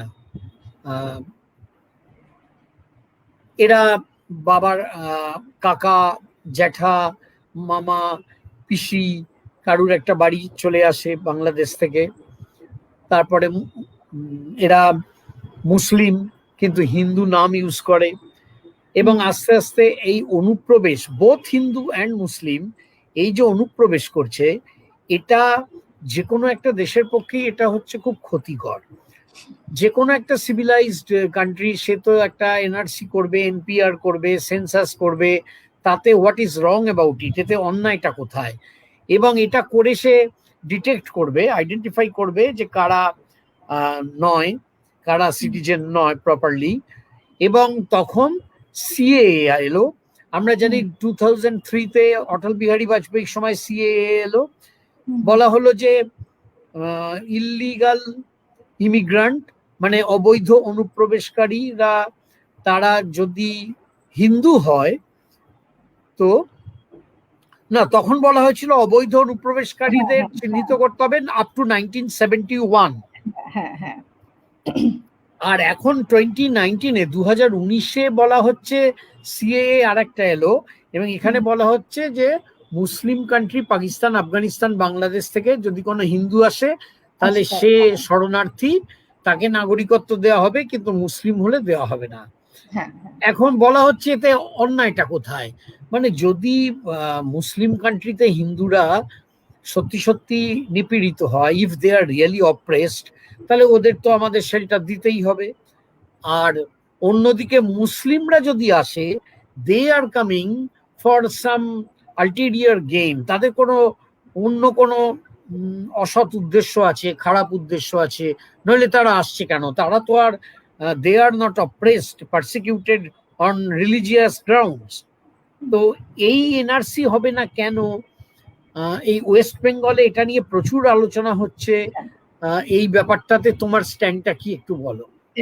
স্যার, আমি ইনফ্যাক্ট পরে আপনাকে পাঠাবো, আমি ডেকান হেরাল্ড, আমি এখানে নিউজ পেপারে এডিটোরিয়াল আর্টিকেলসও লিখেছিলাম, অ্যান্টি সিএ পাবলিশ হয়েছিল।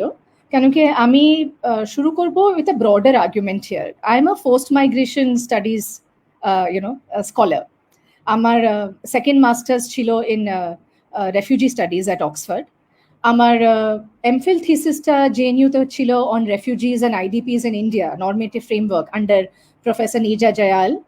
Nija ma'am and Pratap Bhanu Mehta are the authors of the Oxford Companion to Politics. And in fact, Nija ma'am has been my PhD guide also. তখন আমি যখন রেফিউজিজ আর আইডিপিস এর কাজটা শুরু করেছিলাম ইন 1995-97, আমার 99-এ আমার এমফিল থিসিসটা জমা হয়েছে। I then started working on the issue of IDPs. তাই আমার PhD work is on people who are displaced by special economic zones, the DIDs, Development Induced Displaced. আমার 3টে স্টেটে আমি ফিল্ড ওয়ার্ক করেছিলাম, Reliance in Haryana, against the Reliance SEZ, jetake was finally did not happen, how people were getting impacted by it, the land struggles. Second state ta chilo Andhra Pradesh, AP SEZ er ami feel ta korlam, আর তারপরে third স্টেটটা ছিল West Bengal নন্দীগ্রামের স্টেটটা নিয়ে। নাও আমরা যখন প্রথম CA এর কথাটা শুনতে পেয়েছিলাম, for a person like me who has studied refugee law and I have looked at international human rights instruments, all the UN legislations, it was horrifying for me. It was very scary for me. Kano? I'm a member of many international networks where we study forced migration. Now, amra jokhon the UN, United Nations definition e kono ekta refugee, I will just ask everybody's indulgence for 2 minutes. Ami ekta definition ekta explain korchi. যখন United Nations UNHCR একটা রেফিউজিকে একটা UNHCR card দেয়, the UNHCR RST process ওদেরকে একটা fear of persecution prove করতে হয় কে তুমি একটা আফগানিস্তান থেকে কি মায়ানমার থেকে মানে পালিয়ে আসছো কেন কি you are fearing that you are being persecuted on grounds of race, religion, and there are 5 reasons. So we accept refugees because they are being persecuted on the grounds of religion. Now, when the CAA was coming up, I have published and written on this that we are going to be the first country in the world which are going to counter and create more discrimination amongst people who are seeking asylum on the grounds of religion.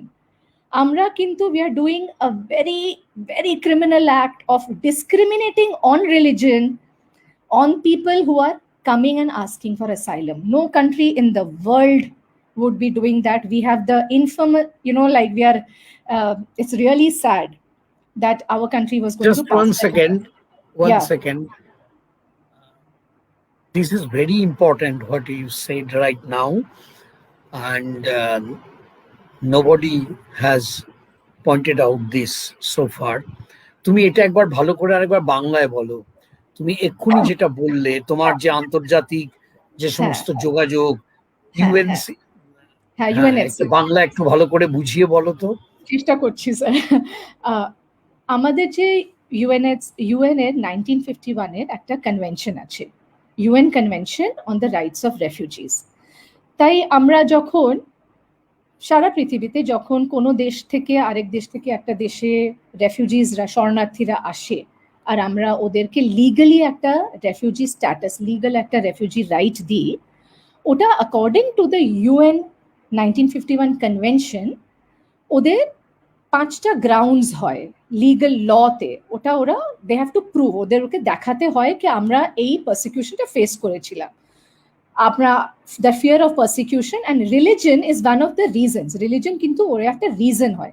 তাই আমরা কেউ religious যেরকম আমরা Rohingya refugee মায়ানমারে they are facing they are Muslim refugees facing religious persecution, or Afghan refugees, all of this. Religion is a factor যেটার জন্যে পৃথিবীতে refugees get created, and আমরা ওদেরকে নিই। When we are passing the CAA, আমরা কিন্তু এই পৃথিবীতে আমরা প্রথম দেশ হয়ে যাব যেটাকে রিলিজনের গ্রাউন্ডে, on the grounds of religion, আমরা পিপল আমাদের যে দরজায় দাঁড়িয়ে আছে সিকিং অ্যাসাইলাম, আমরা ওদেরকে ডিসক্রিমিনেট করব। আমরা সবাই লাইনে দাঁড়িয়ে আছে, তো বলছে কি আপনার দরজার নক করছে, বলছে আপনি কি আমাদেরকে ঢুকতে দেবেন? আমরা দরজাটা খুলে বলছি হিন্দুরা তোমরা লাইনের সামনে আসো, মুসলমানরা তোমরা পেছনে যাও না। ঠিক আছে, যেটাকে আমাদেরকে লজিক দেওয়া হয়েছে কি আরে তাহলে কি হলো, আমরা তো সবাইকে নিয়ে নিচ্ছি। না, নিচ্ছ সবাইকে, কিন্তু তুমি ডিসক্রিমিনেট করছো। তুমি একটা রিলিজনের লোকদেরকে বলছো কি তোমরা কিন্তু তাড়াতাড়ি আসতে পারো, আর আরেকটা রিলিজনের লোকদেরকে বলছো তোমরা লাইনের একদম লাস্টে যাও। ইন্ডিয়া, আমরা এটা একটা ইন্টারন্যাশনাল ল, আমরা নন রিফুলমা লটা ভায়োলেট করছি এটা। আর আমি এটা নিয়ে লিখেছি, পাবলিশও করেছি। এটা যখন ইন অল দ্য ইন্টারন্যাশনাল নেটওয়ার্কসে যখন এই খবরটা উঠেছিল, all my forced migration networks all over the world, they were shocked कि how can India ever think of doing this? Now, এই জিনিসটা আমি also relate করতে চাই immediately to that argument about having a Hindu রাষ্ট্র, sir.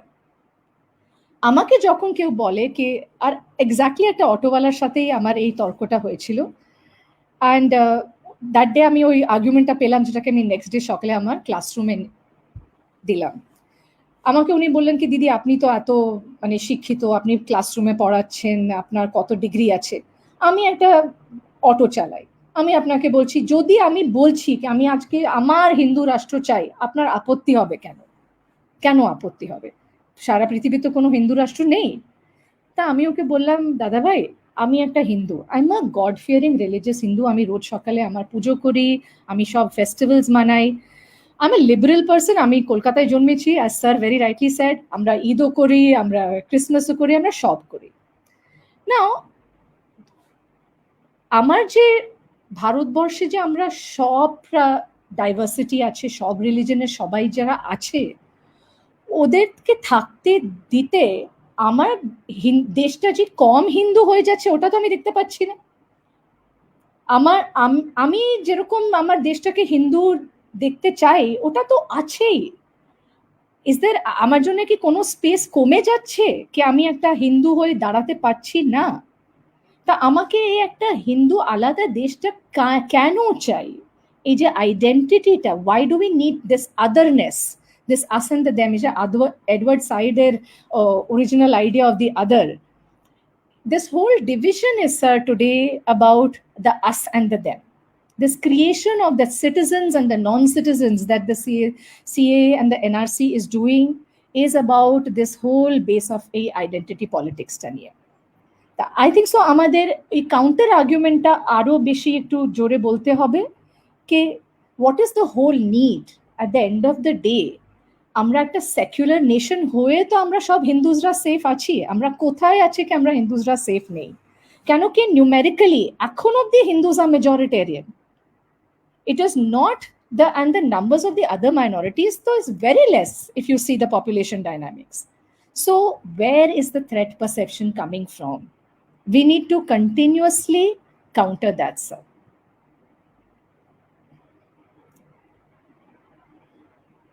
আচ্ছা, তাহলে কি বর্ডার বলে কিছু থাকবে না? যে কোনো লোক যে কোনো দেশে যখন খুশি মাইগ্রেট করতে পারবে? এটা আমার আইডিয়া। এর দুটো উত্তর আছে। একটা উত্তর এখানে দিয়েছিলেন মইদুল ইসলাম, উনি তো জেএনইউ থেকেই এমএ করে অক্সফোর্ড থেকে পিএইচডি করেছিলেন, এখন সেন্টারে পড়ান, অনেক ছোট বয়সে আমার চেয়ে। আর মইদুল ইসলাম বলেছিলেন যে তোমার যদি অনুপ্রবেশকারীকে আটকাতে হয় তা তুমি বর্ডার সিকিউরিটি ফোর্সকে বলো, তারা ঘুষ নেবে, নিয়ে টাকা খেয়ে তারা অ্যালাউ করবে, তারপরে আর তার জন্য ইনোসেন্ট পিপল, নিরপরাধ মানুষগুলো হ্যারাসমেন্টের মধ্যে কাগজ দেখাতে হবে। কাগজ তো আমারও যেমন কাগজ নেই, আমি এদেশেই জন্মেছি, মানে আমরা বোধহয় চিরকাল এখানকার ওয়েস্ট বেঙ্গলের হুগলির, আমার কিন্তু আমার কাছে কোনো কাগজ নেই, আর কাগজ থাকলেও আমার দেখাতে ইচ্ছে করে না, কাগজ নেই দিখায়েঙ্গে। হ্যাঁ, এই যে একটা বিউটিফুল একটা গান আছে ওই কি একজন কবির, তো আমি বলছিলাম যে কিন্তু প্রশ্নটা উঠছে যে মইদুল ইসলামের উত্তরে বলছিলেন যে তাহলে বর্ডার সিকিউরিটি ফোর্স, তাহলে বর্ডারটাকে কাঁটা তার দিয়ে, ওই যে বার্ড ওয়্যার দিয়ে বর্ডারটাকে তুমি প্রোটেক্ট করো যাতে কেউ টপকে না এদিকে আসতে পারে, এগুলো করতে পারো তুমি। আচ্ছা, তুমি সেন্ট্রাল একটা state to state pressure create করতে পারো যে তোমার দেশের লোক আমার দেশে আসছে কেন, বা ইউএনও থেকে তুমি ইন্টারন্যাশনাল একটা প্রেশার ক্রিয়েট করতে পারো, এইসব একটা পজিশন। আবার সঞ্জীব মুখার্জি সিইউ থেকে উনি বলেছিলেন এখানেই এই সিরিজেই, সঞ্জীব মুখার্জি বলেছিলেন যে আজকের যুগে আমার বাংলা বুঝতে অসুবিধা হচ্ছে না তো? না না, একদম না স্যার। হ্যাঁ, আচ্ছা, আমি বাংলাতেই বলছি যে আমরা আহ, কারণ একটা বড় অংশ শ্রোতা তো বাংলা হ্যাঁ, ভালোভাবে definitely. বোঝে। হ্যাঁ, তো সেখানে সঞ্জীব মুখার্জি বলেছিলেন, একটা আধুনিক রাষ্ট্রে আমরা কেন এইসব সীমান্ত টিমান্ত অনুপ্রবেশের কথা বলবো? পুঁজি বিশ্বায়নের যুগে, মানে at the age of globalization, there is free flow of capital across borders. তাহলে why not free flow of labor across borders? এই একটা প্রশ্ন, যে তাহলে আর মানুষ ওই রকম কে কোথায়। সঞ্জীব মুখার্জি বলেছিলেন হাজার হাজার বছর ধরে মানুষ মাইগ্রেট করে, একটা দেশ থেকে আরেক দেশে যায়, কখনো লেবারের জন্য যায়, কখনো আর্থকোয়েকের জন্য যায়, কখনো শেল্টারের জন্য যায়, হ্যাঁ, ফর জবস যায়, পুরুষ যায়, নারী যায়, এটা চিরকাল হয়ে এসছে। ফলে অনুপ্রবেশের ব্যাপারটাকে ওই এত ন্যারোলি আমাদের ভাবাটা ঠিক হচ্ছে না। এখন এই দুটো পজিশনের মধ্যে তোমার স্ট্যান্ডটা কি? আমার আগে থেকে এই স্ট্যান্ডটা খুবই ক্লিয়ার স্যার। আমি রাইটস বেসড ফ্রেমওয়ার্কে অপারেট করি। আমি যখন 2002 আর 3-এ অক্সফোর্ডে মাস্টার্সটা করছিলাম, তখন কিন্তু ইউরোপে এই ডিবেটটা উঠেছিল কি বর্ডার্স ওপেন করা যাবে কি ক্লোজ করা যাবে। ওখানে বিখ্যাত একটা পলিটিক্যাল থিওরি প্রফেসর আছেন ম্যাথিউ জিবনি, উনি আমাদেরকে পড়াতেন অক্সফোর্ড ইউনিভার্সিটিতে রেফিউজি স্টাডিজ সেন্টারে। ওনার এই this open societies and open and close borders একটা বই পাবলিশ করেছিলেন। তো এই ডিবেটটা আমাদের ক্লাসরুমে অনেক হতো। অ্যান্ড আমি তখন sole candidate from South Asia. আমি বলতাম কি আমাদের দেশে, আমাদের সাইড অফ দ্য ওয়ার্ল্ড কিন্তু সাউথ এশিয়াতে the creation of borders has, the marking of the borders has led to the creation of the nation states, and the loss of lives with just the cutting of the borders has done that. I believe that borders are instruments of dividing the us and the them. And here Professor B.S. Chimney, who is a very famous refugee law expert of JNU, he had used an argument called borderosis. He says when states when they become obsessed about demarking and এই তফাৎটা বার করার জন্য এটা আমাদের ভেতরে আছে আর আমাদের বাইরের আছে, তখনই আমরা বর্ডার বানাই। তো এই বর্ডারোসিসের সাথেই কিন্তু রেফিউজিজ আর আইডিপিস আর সিটিজেন্স অ্যান্ড দ্য রেফিউজি ডিবেটটা ক্রিয়েট করা হয়। So yes, we need to mark our territory. That is how nation state began. That's the root of politics. You have to tell ke ei deshta ki tomar kothaye ei gacher জিনিসটা কি আমার কি তোমার, জন locks right two property, ওই সব theory গুলো যেখানে শুরু হয়। But then when we become obsessed with borders, we start violating human rights. So can we look at, in my opinion, especially we are now even beyond globalization. I teach a course in globalization for undergraduate students in my university. আমরা post globalized world এ চলে এসেছি এখন। At the end of the day, sir, today আপনি আর আমি যে বসে এই StreamYard এ কথা বলছি, this is also because of the free flow of technology and information, right? Today the whole 1 year that we have survived in lockdown and pandemic and the education industry has carried on is because of information technology. So at the end of the day, when human beings are crossing borders, they are doing that for resources, they are doing that for livelihoods, they are doing that for the fear of life. So we can police borders to a humane level. When we start creating the borders like what Mr. Trump was planning to do, and we start taking lives and we impacting livelihoods in a very inhumane manner, then the concept of borders as an instrument of national security, this obsessive borderosis, in my opinion, is a little bit illegitimate. Now, I would also like to tell you, sir, today I know there's a very onek choto percentage of all of us who are part of this globalized world where we are in the 6 degrees of separation and we are able to partake in the free flow of resources. The average Indian which is living in the rural areas maybe is not being able to do that. Now, ami kintu sir, ekhane again a personal small anecdote. I travel every year to Bangladesh, to Dhaka, to teach at a course there. And 4 years ago, I had done the road trip. আমি কলকাতা থেকে বাসে ঢাকা গিয়েছিলাম, আর আমি ওই বেনিয়াপোল থেকে তেত্রাপোল নিজে ওই বাস থেকে হেঁটে I saw that border crossing myself. We have to realize how important and how maybe superfluous the border of, say, the porous border of Bangladesh becomes when there are masses of impoverished poor people who have to cross over just to earn their daily living and go back, right?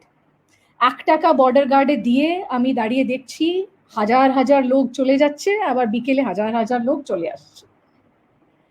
তখন কি আমরা এই idea of a nation state কি মানতে পারি? And in West Bengal politics, of course, আমরা তো জানি the floating population, electoral population, it had become একটা institution হয়ে গেছিল during elections. তো এটা তো আমরা perpetrate করেছি। So borders, the idea of borders should be not taken to an extreme where people start losing lives. আমি যখন এটা পড়াই in my classroom, I have a visual where I show 2 borders. One is, of course, that wall on the Mexico border, and one is a picture একটা ইউরোপের একটা ক্যাফেতে একটা line, just একটা হোয়াইট লাইন চলে যাচ্ছে, বলছে Belgium is on this side and another country is on this side. So এটা আমাদের ওয়েস্ট বেঙ্গল বর্ডারেও হচ্ছে, আমাদের যে আনক্লেভস আছে, the no man's land, right? So there are so many places where borders have no meaning. We must always look at it, in my opinion, through the lens of human rights. That's what I would like to say.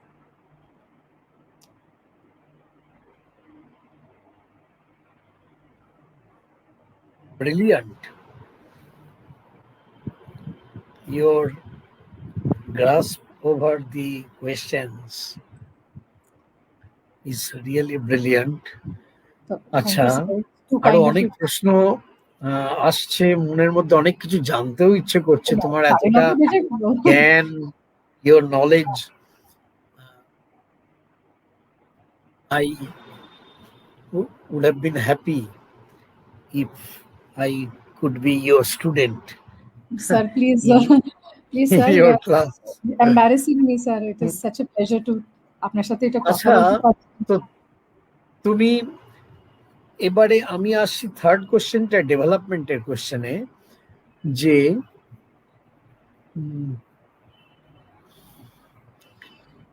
আচ্ছা, human rights এর কথা আমার একটা নিজের personal একটা question ছিল, হ্যাঁ, সেটা কি বলুন, sir. বলবো এখন? আচ্ছা, বলি। Please, হ্যাঁ, বলুন, বলুন। That may sound a little irrelevant here, কিন্তু আমি I am feeling an irresistible urge to ask you this Please. question, because accidentally, unfortunately, I came across you here.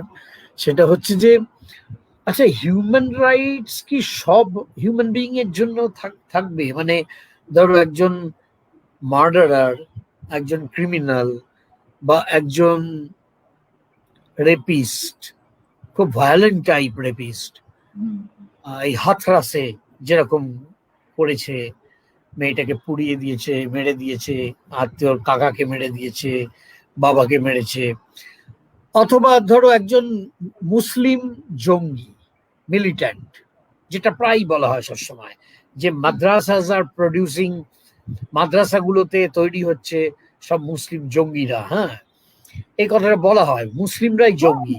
That is part of the narrative. হ্যাঁ, তা human rights কি সকলের জন্য থাকবে? Yes, yes, yes. I will say that yes, yes, and even loudly yes, sir. Let me begin, আপনি যে বললেন the right of a rapist also. এটা নিয়ে আমাদের প্রচন্ড ডিবেট হয় আমার ক্লাসরুমসে। আমি ইনফ্যাক্ট পোস্ট গ্রাজুয়েট আর আন্ডার গ্রাজুয়েট পলিটিক্যাল সায়েন্স স্টুডেন্টসের নিয়ে আমরা স্ট্রেটওয়ে আমি ক্লাসরুমটাকে একটা ডিবেট করে দিই, আধখানা এদিকে আধখানা ওদিকে, তোমরা এখন তর্ক করা উচিত। কেন কি at the end of the day death penalty for and এগেনস্টও তো আর্গুমেন্টস আছে, sir. We may, yes, of course. Today, I am a mother of a daughter and I'm a woman myself. We know what a heinous crime of rape is, and when it's of the most heinous rape maybe even, a death penalty is not retribution enough, right? Is not justice enough. But at the end of the day, the person who is on death row also has some rights. We cannot take that away from that person. Research has shown us, sir, that, and Amnesty International has done amazing work on this, and there are reports and studies that have shown that death penalty has not been able to deter or improve law and order situation everywhere. So at the end of the day, if we are immediately just satisfying our urge for immediate justice by hanging a rapist. Now, please, I do not want anybody in the audience to say that I am saying that no, a rapist should not be hanged. Yes, we have to have justice whenever there is a rape case, always. But with that, I will definitely also put an argument that the day we do hang rapists, can you assure me that the next day on the road, there will not be another rape case? Is death penalty the answer for that? Right? There is always a counter argument for that. Now, again, this whole Islamophobia and that Muslim madrasa, that every Khan is a terrorist, every Muslim is a terrorist. Please let us realize this is coming from this whole heightened, just securitization of the debate, right? There was a phase Europe থেকে এটা এসেছে with obviously 9/11 থেকে এটা আরো বেড়ে গেল, and with the Twin Tower falling and Al-Qaeda and the whole idea of a country, এটা America পুরো পৃথিবীতে বললো কি আমরা এখন দেখাবো কি আমরা ডেমোক্রেসিটা কি করে আনবো, and the idea of democracy got married to, unfortunately, the idea of Islam as an anti-democratic religion. Why should a Muslim person today be looked at through any eyes that he or she is not a humane person? Are we forgetting that there are also Hindu terror groups? Why are we in our narrative not talking about Hindu terrorism at all? Please let us remember, আমাদেরকে ভুলে যাওয়া উচিত নয়. There is, it is just কি আমাদের media, আমাদের public discourse, in the public domain, ওই ইনফরমেশনটা আমরা মেইনস্ট্রিম করতে পারিনি. আমরা শুধু আমি যে আগে থেকেই একটা বলে যাচ্ছি না, এটা একটা রিলিজিয়াস ডান্ডা. আর আমাদের দেশে আমরা ফার্স্ট ইয়ারে না বিএ অনার্স আমরা পড়ি তো politics and religion. Do they mix? Is it like oil and water, or should they be kept separate? The problem, in my opinion, comes when we allow them to mix. They may be oil and water, kintu amader deshe ekhon we are living with the oil in the water. I'm sure the younger generation here know of a very famous song, Oil in the Water. Well, ota kintu amader reality hoye geche, unfortunately, today.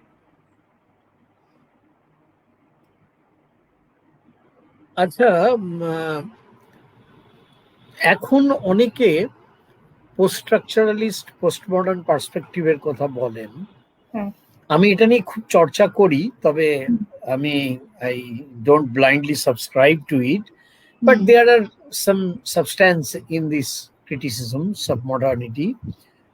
তো universal human রাইটের যে declaration আছে UNO, বোধহয় 1945 এর, UDHR, হ্যাঁ, তো এই যে একটা এসেনশিয়ালাইজ করা হচ্ছে হিউম্যান বিইংকে, যে মানুষের একটা সত্তা আছে, এসেন্স, সারাংশ, সারার্থ, সার কথা, সারমর্ম বলা যায়, এসেন্স. তো post modern, post structuralist position থেকে এটাকে কখনো কেউ মেনে নেবে না, কারণ তারা বলবেন যে এক একটা মানুষের, কোনো মানুষই জন্ম থেকে কতগুলো অধিকার নিয়ে জন্মায়নি. The concept of natural rights or natural freedom has been rejected, discarded by them. এরা বলেন যে এক একটা মানুষ এক এক রকম. আফ্রিকার একজন, ধরা যাক একজন কালো মানুষ, আফ্রিকার কেনিয়ার জঙ্গলবাসী, আবার আমেরিকার একজন সাদা মানুষ, সে প্রচন্ড টেকনোসেন্ট্রিক জীবনে রয়েছে, আবার থার্ড ওয়ার্ল্ডের মানুষ বা চায়না বা কিউবা, ভিয়েতনাম বা নর্থ কোরিয়া, যেগুলোকে সোশ্যালিস্ট বলে যারা ক্লেম করে, এরা এইসব দেশের মানুষ সব এক একজন এক এক ভাবে বড় হয়েছে। নাৎসিরা একরকম মানুষ ছিল, জুরা আরেক রকম মানুষ ছিল। গুজরাটে যে হিন্দুত্ববাদীরা মানুষ ছিল, আর যে মুসলিমদের হত্যা করা হয়েছিল, জেনোসাইড করা হয়েছিল, বা মুসলিম মেয়েদের মাস রেপ করে গ্যাস সিলিন্ডারের আগুনে জ্বালিয়ে দেওয়া হয়েছিল, এই যে ঘটনাগুলো, বা শুধু হিন্দু মুসলিমই বা বলবো কেন, ধরো পাকিস্তানে যে মাইনরিটির ওপর প্রচন্ড অত্যাচার হয়েছে, শিখদের ওপরে, হিন্দুদের ওপর, খ্রিস্টানদের ওপর, বাই মুসলিম ফান্ডামেন্টালিস্ট। বাংলাদেশের লড়াই আছে, কিন্তু মাইনরিটির ওপর অপারেশন হয়েছে, nobody can deny that. Hindu মন্দির অনেক ভেঙে দেওয়া হয়েছে বাংলাদেশে। তো মানুষ, এর কোনো ইউনিভার্সাল এসেন্স তো নেই, তাহলে কি করে আমরা কোন যুক্তিতে বলবো হিউম্যান রাইটস এর কথা? স্যার, আপনি এখানে ডেভিলস অ্যাডভোকেট প্লে করছেন না? আমি তোমার কাছ থেকেই এর উত্তরগুলো পেতে চাইছি। তাই তো আমি বুঝতে পারছি ওটা কিরকম আমাকে দেওয়া হচ্ছে। স্যার, আমি বলবো 2 বছরে আমার 50 বছর হয়ে যাবে। 1973 জন্মেছি। এখন যে আমি যত দেখেছি, I've been privileged enough to travel to many countries. In my own country আমি অনেক জায়গায় থেকেছি, আবার দেখেছি cultures and religions and geographical regions.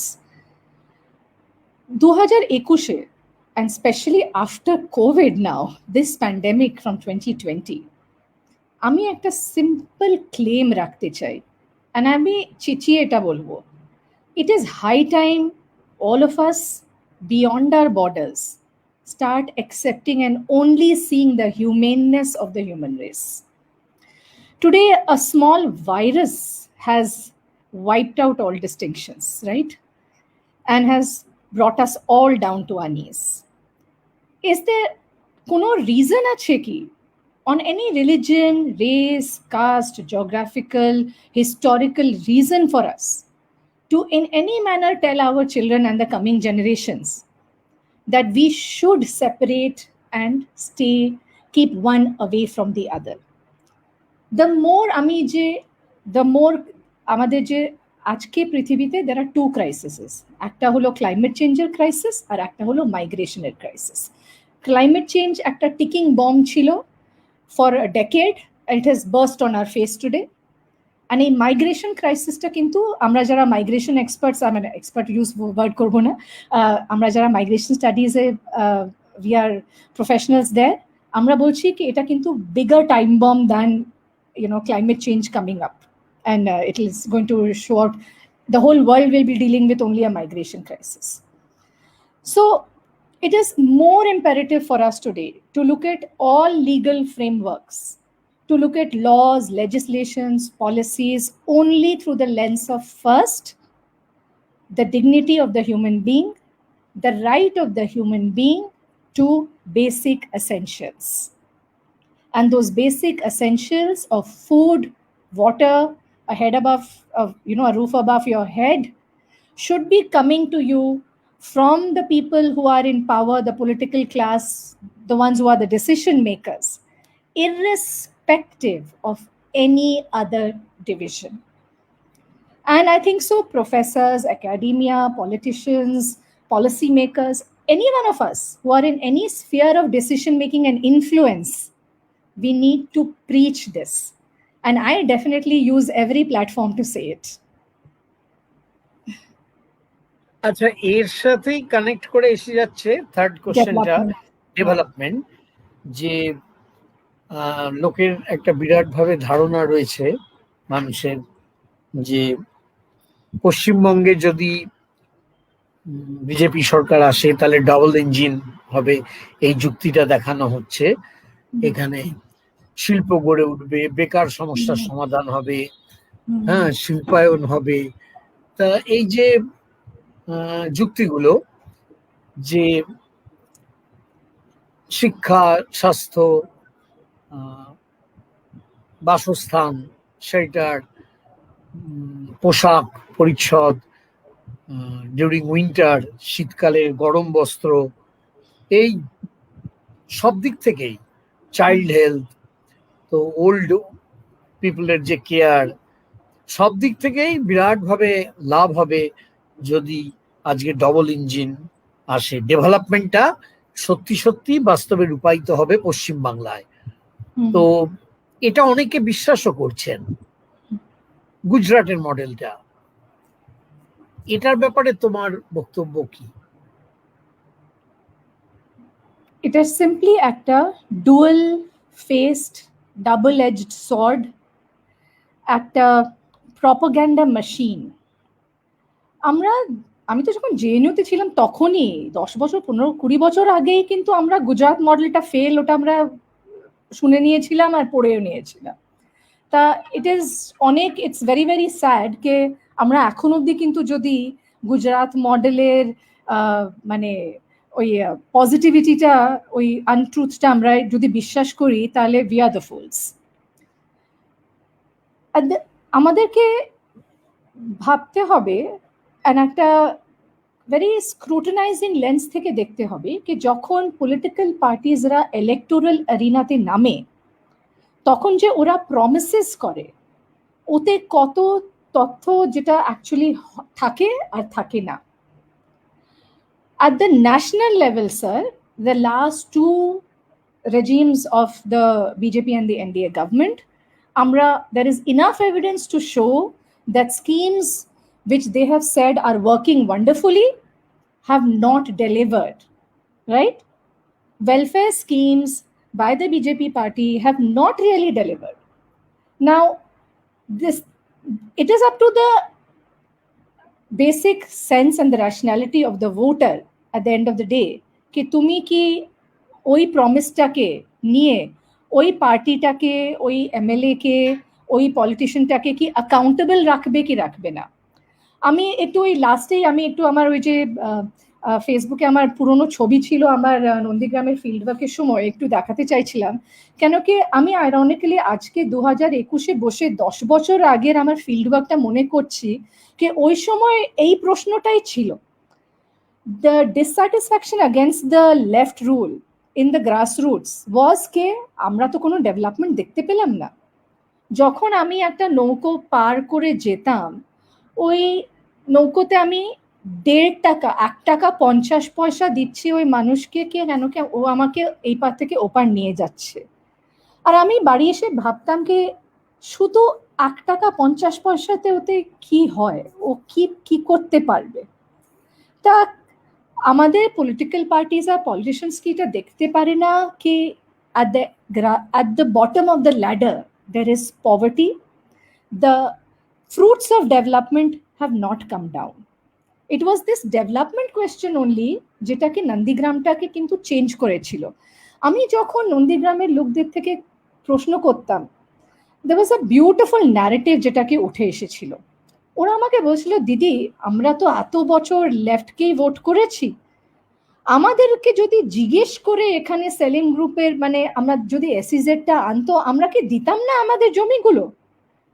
যদি আমাদেরকে বসে আমাদেরকে বলে আমাদেরকে বলতো কি দেখো তোমাদের জন্য চাকরি হবে, তোমাদের উন্নতির জন্য আমরা করছি, আমরা কিন্তু দিতাম। আমাদেরকে কিন্তু জিজ্ঞেস করা হয়নি। It was that human dignity and that anger কে সকাল সকাল উঠে আমরা দেখলাম আমাদের গ্রাম পঞ্চায়েতের দরজায় নোটিশটা লাগানো আছে কি এই জমিগুলো আমরা নিয়ে নিচ্ছি। রাগটা হলো কি আমাদেরকে জিজ্ঞেস করা হয়নি কেন। আর আমরা বিশ্বাস করব কি করে কি তোমরা যে এখানে এসইজেডটা আনছো ওটা দিয়ে কিন্তু আমাদের উন্নতিটা হবে। That is the development paradigm. আমরা in developmental studies today, development discourse আমরা জিজ্ঞেস করছি what is the development and the development from home. আমার পিএইচডি থিসিসের নর্মেটিভ ফ্রেমওয়ার্কে আমি প্রফেসর অর্জুন সেনগুপ্ত, উনি he is no longer alive, he was very famous Rajya Sabha member and an economist. আমি ওনার সাথে দিল্লিতে 3-4 বছর কাজ করেছিলাম। উনি ইউএন এর স্পেশাল র্যাপোর্টিয়ার ছিলেন on extreme poverty. and only he had written the reports for the United Nations on the right to development. তো ওই right to development এর একটা theory আছে where you ask for the human right to development. That do you have the freedom also today to go out and get your food or get your education, or get your health? How much of that is there? How much of those basic necessities is there for you? The development question is what brought the decline of the left rule. It is that ওই development প্রশ্নটাই কিন্তু BJP এবার টিএমসির against use করেছে. This anti-incumbency has come up on the corruption scandal. Governments' colors may change, sir. Parties may change. If political parties and politicians do not deliver on basic needs of the voter, the development question will come in a different color and in a different religious flavor. So, if today you are being promised a double engine, can you as the voter, if you are voting for BJP, promise me that 2 years later, can you ask that did you get those promises? Was it fulfilled for you? ওটা হলো কি হলো না, নাকি বোকার মতন তুমি যা তোমাকে বলা হয়েছিল, প্রমিস করা হয়েছিল, ওটা তুমি শুনে ভোটটা দিয়ে দিলে? So that is a critical question that I would pose back, perhaps.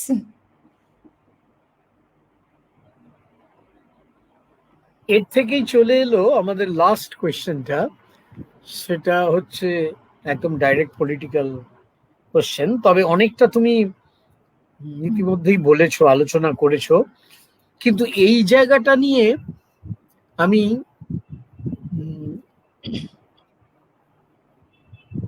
দুটো প্রশ্ন রাখবো একদম ডাইরেক্ট পলিটিক্স নিয়ে, রিলেটেড টু ইলেকশন, নির্বাচনের সঙ্গে যুক্ত করে। একটা হচ্ছে ডিবেট আছে, একটা বিতর্ক আছে, সেটা হচ্ছে যে বিজেপি অনেক বড় শত্রু, সর্বভারতীয়, অল ইন্ডিয়া, আইডিওলজিক্যালি রেজিমেন্টেড, এর অর্গানাইজেশনাল নেটওয়ার্কটা খুব স্ট্রং, বেসড অন আরএসএস। আর তৃণমূল হচ্ছে একটা local, regional, corrupted, autocratic party. তো এটাকে বলা হয়, মানে একদল বলছেন যে বিজেপিটা মেন এনিমি আর লেসার ইভিল হচ্ছে তৃণমূল। ফলে বিজেপিকে ঠেকাতে গেলে আমায় দরকার হলে তৃণমূলকে বা দেবী চ্যাটার্জি সেদিন বললেন যে এরকম হতে পারে, হাং অ্যাসেম্বলি যদি হয় তাহলে বিজেপিকে ঠেকাতে গেলে তৃণমূল পাওয়ারে গেল এবং সংযুক্ত মোর্চা এরা বাইরে থেকে, মানে কংগ্রেস এবং লেফট আর আইএসএফ এরা বাইরে থেকে সাপোর্ট দিয়ে রাখলো, এটা একটা পজিশন হতে পারে। তো একটা হচ্ছে যে একটা সংগঠন, আচ্ছা এটা সেকেন্ডটা এর সাথে জুড়ে যাচ্ছে, সেটা হচ্ছে যে একটা সংগঠন গড়ে উঠেছে, একটা movement, no vote to BJP. তাদের বক্তব্য হচ্ছে যে বিজেপি হচ্ছে মেন এনিমি, সবচেয়ে বড় শত্রু ফর বেঙ্গল, বাংলার জন্যে, বাংলার সংস্কৃতিকে ধ্বংস করে দিতে পারে, এর বেসিক সোশ্যাল ফেব্রিকটাকে, কালচারাল ফেব্রিকটাকে, স্ট্রাকচারটাকে ধ্বংস করে দিতে পারে। তো তার জন্যে তুমি নো ভোট টু বিজেপি, তুমি সিপিএম কে দাও, তুমি আরএসপি কে দাও, এসইউসি কে দাও, নকশাল লিবারেশন কে দাও, সিপিআইএম এর লিবারেশন কে, অথবা তুমি কংগ্রেসকেও দিতে পারো, এমনকি আইএসএফ কেও দিতে পারো, সিদ্দিকি, বা তৃণমূল কংগ্রেসকেও দিতে পারো, হ্যাঁ যাকে খুশি দাও, কিন্তু বিজেপিকে নয়। এটা একটা পজিশন। এর ঠিক উল্টো একটা পজিশন যেটা মূলত আসছে সিপিএম থেকে। সিপিএম বলছে যে মমতাকে লেসার ইভিল বলাটা ঠিক নয়। ওরা এটাকে ব্যঙ্গ করে বলেন যে লেসার ইভিল থিওরি, প্রচন্ড অ্যাটাক করেন ওরা। সিপিএম এর যুক্তিটা হচ্ছে যে মমতাই নিয়ে এসছে বিজেপিকে, মমতা দুবার ক্যাবিনেটে, সেন্ট্রাল মিনিস্ট্রি বিজেপির সঙ্গে ছিল, আর মমতা সিপিএম কে খুব টর্চার করেছে, লেফটদের ওপর অ্যাটাক করেছে তৃণমূল। পঞ্চায়েত নির্বাচনে প্রার্থী দিতে দেয়নি, বলেছে যে বিরোধী শূন্য, মানে there will be no opposition in Bengal, Bangla হবে বিরোধী শূন্য। তো এইসব করার জন্য হয়েছে কি, বিজেপি ওই সুযোগে বেড়েছে, আর মমতা মুসলিম তোষণ করেছে, তার ফলে বিজেপি হিন্দু তোষণ করেছে, এইভাবে পোলারাইজেশনটা হয়েছে। ফলে সিপিএম এর আর্গুমেন্টটা হচ্ছে যে নো ভোট টু বিজেপি, এই কথাটা বলাটা খুব নেগেটিভ কথা, তোমায় ক্লিয়ার বলতে হবে ভোট ফর সংযুক্ত মোর্চা। হ্যাঁ, মানে লেসার ইভিল, লেসার এনিমি আর বিগার প্রিন্সিপাল এনিমি, এই ডিস্টিংশনটা করাটা যায় না, কারণ মমতা হচ্ছে বি টিম অফ বিজেপি, এটা একটা আর্গুমেন্ট। এবার এই দুটো আর্গুমেন্টে দুটো পজিশন কোয়াইট স্ট্রং আছে। তো তুমি ইচ্ছে করলে এটা আনসার নাও করতে পারো, তবে আমার খুব ইন্টারেস্টিং লাগছে তোমার মতামত গুলো। What will be your personal take? তুমি এটাকে কি বলবে এটা সম্পর্কে? এর সাথে একটা ব্যাপার আরো জড়িয়েও আছে যে আইএসএফ এর কংগ্রেসের সঙ্গে সিপিএম অ্যালায়েন্স তাহলে করলো কি করে? কংগ্রেস তো আরো বড় কর্পোরেট ক্যাপিটালের রিপ্রেজেন্টেটিভ, আরো বড় করাপশন ছিল। তো আর দ্বিতীয়ত হচ্ছে যে আইএসএফ যেটা সিদ্দিকি, এটার মধ্যে অনেকে বলছেন এটা রিলিজিয়াস ফান্ডামেন্টালিজম ছিল, ইসলামিক ফান্ডামেন্টালিজম, মানে তার সাথে লেফটরা গেল কি করে? এটা তো ছোট ছোট প্রশ্ন। ওই বড় প্রশ্নটা তুমি সবটা নিয়েই তোমার মতামতটা বলো। এটাই শেষ প্রশ্ন, আমাদের টাইম হয়ে এসছে। Sir thank you. আমাদের টাইম অবশ্য কোনো নেই, না, there is no restriction, no limit. না, আমিও এটা শেষ প্রশ্ন নিয়ে তুমি বলো, তুমি ভালো করে বলো, এটা বুঝিয়ে বলো। হ্যাঁ, আমিও এটা কিন্তু শেষ প্রশ্ন নিয়েই তাহলে বলছি। আপনি যেটা বললেন না যে মমতা হলো বি টিম, এটা কিন্তু ন্যাশনাল লেভেলে তো আমরা জানি না, যেরকম আমরা বলি কি ওএসি বিজেপির বি টিম, যেখানে Muslim groups are actually operating for them. In my opinion, honestly sir, and আমি কখনো এটা নিয়ে I have never given any dual answer. I have always given a very straight answer in my classrooms as a political science student, a research scholar, and even as a teacher. We are facing a bigger enemy today, and a huge enemy of Hindutva majoritarian fascist politics. And I will personally, in my life as a humble scholar of the discipline of politics, I will just simply say, ami bolbo ke we are really poised at a very, very important moment in the history of our nation. আমি তো পশ্চিমবঙ্গে বড় হয়েছি, আমি কখনো আমরা classmates, আমরা যখন আমাদের স্কুল গ্রুপ আর যাদবপুরের গ্রুপ আমরা কথা বলি, আমরা কখনো ভাবতেও পারিনি কি আমরা লেফট স্টেটে বড় হয়ে এখন we saw the decline of the entire left movement. আমাদের পলিটিক্যাল সায়েন্স ক্লাসরুমসে এখন sir in Delhi and in Bengaluru, we do not teach left politics much. Students don't have any idea. They just know ki ekta duto state some কয়েকটা বছরে it was there. In the larger narrative, যেরকম the way history is changing, history textbooks are changing, this whole idea of the left movement and the left ideology in India is sadly disappearing. My children's generation may not even know that it was there, right? Now, why is that happening? Because Karl Marx said the wheel has to turn and come around.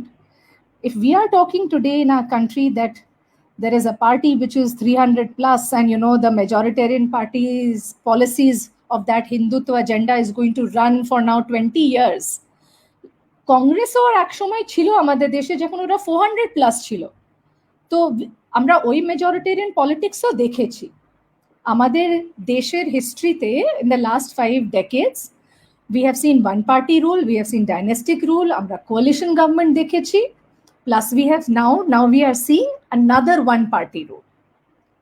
There is a danger for me as I see it. as a humane citizen of our country today, that the politics that is being run of this majoritarian nationalistic agenda is a divisive politics on religion. And that, for me, anything and anybody and everybody together who can come together to put that down should be attempted. Ideally, if you ask me, I definitely will not say another party or a Congress coming back or another dynastic rule coming back. It's bizarre. It's not even possible. ওটা হবেই না। তো যদি আমরা oppositional আরেকটা front করতে পারি, where we can all come together and oppose this bigger evil, that for me would be the best solution. But ironically, sir, and very pragmatically, we know আমাদের দেশে এখন we do not have any unity amongst the others. আমরা ওটা আমাদের মমতা দিদি try করে নিয়েছে, other parties have also tried. আমরা ওটা দেখতে পারছি না, আর in my prophecy আমরা দেখব না। আপনি আমার থেকে লিখে নিতে পারেন, আমরা কিন্তু we will be under a BJP ruled India for the next 10 years. এটা হবে, এটা 20 বছর অবধি চলবে, কেন কি আমরা বোধহয় ওই মেজরিটেরিয়ান মার্কটা অ্যাজ অ্যান অল্টারনেটিভ আমরা পাবো না। So for me, I would like to see West Bengal politics look at attacking that, because that has been the TMC's weakness. Ke TMC একটা state party থেকে গেছে, did never had all India ambitions. BJP has been an all India party, and its only agenda was to get those deep pockets where, like we know very well that our Home Minister's agenda is to get Bengal. So that is the election tactic. So we have to see the bigger evil for sure, in my opinion. And I would definitely, sir, like to, Shomo, can I share the screen? Wrap up everything, আমি যে বললাম, maybe if you can permit me a little bit of a nostalgia trip to just show you a couple of pictures যেটাকে আমি 10 বছর আগে নিয়েছিলাম, but then which kind of show what is the, আমরা কিন্তু ওখানেই দাঁড়িয়ে আছি, আমরা আর কোথাও যাইনি। Can I share You want to share a few more pictures with us, right? Yeah. I have the permission to share, right? Yes, ma'am, absolutely. Okay, 1 second.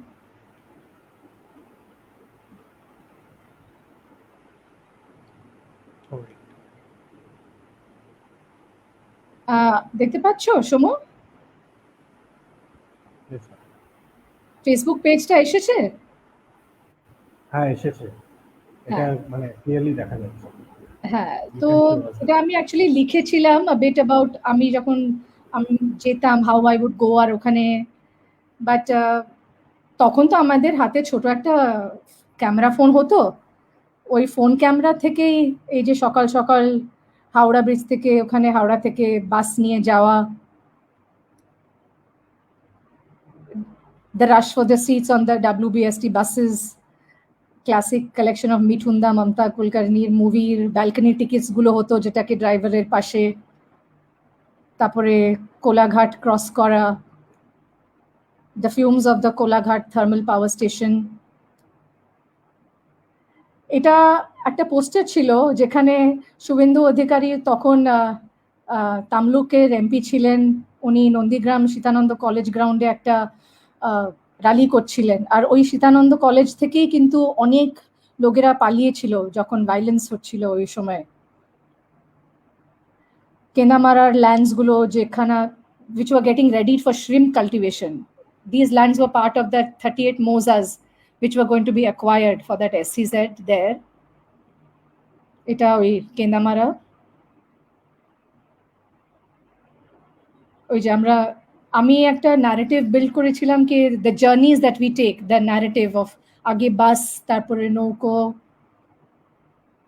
এই যে ফেয়ার হলো একটা মানুষের জন্য কিন্তু আমরা দিচ্ছি 1.5 টাকা, আর একটা যদি বাইক নিচ্ছি কিন্তু 5 টাকা। তা মানুষের মূল্যটা কম কম ছিল। এই যে রিয়ার ভিউ, বাসের রিয়ার ভিউ মিরর, তারপরে রায়চক থেকে চিংড়িঘাটার ফেরি,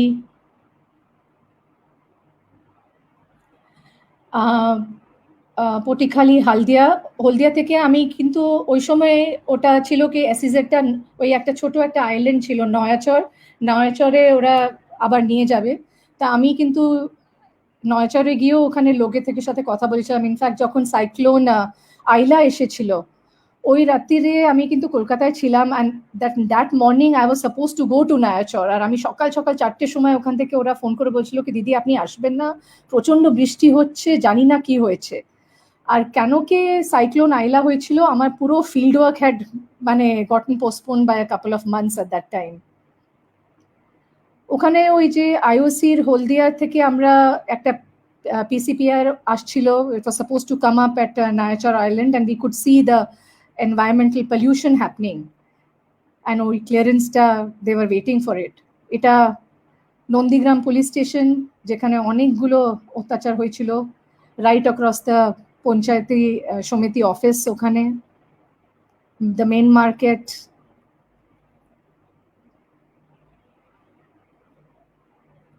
the fertile fields of Nandigram, which saw so much of violence and displacement.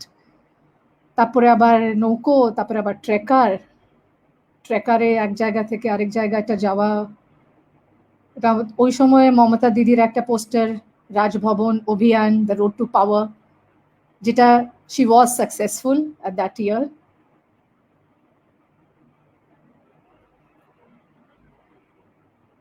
এটা তারপাখা যাওয়ার নৌকো।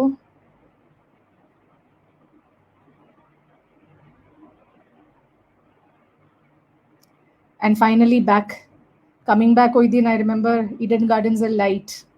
So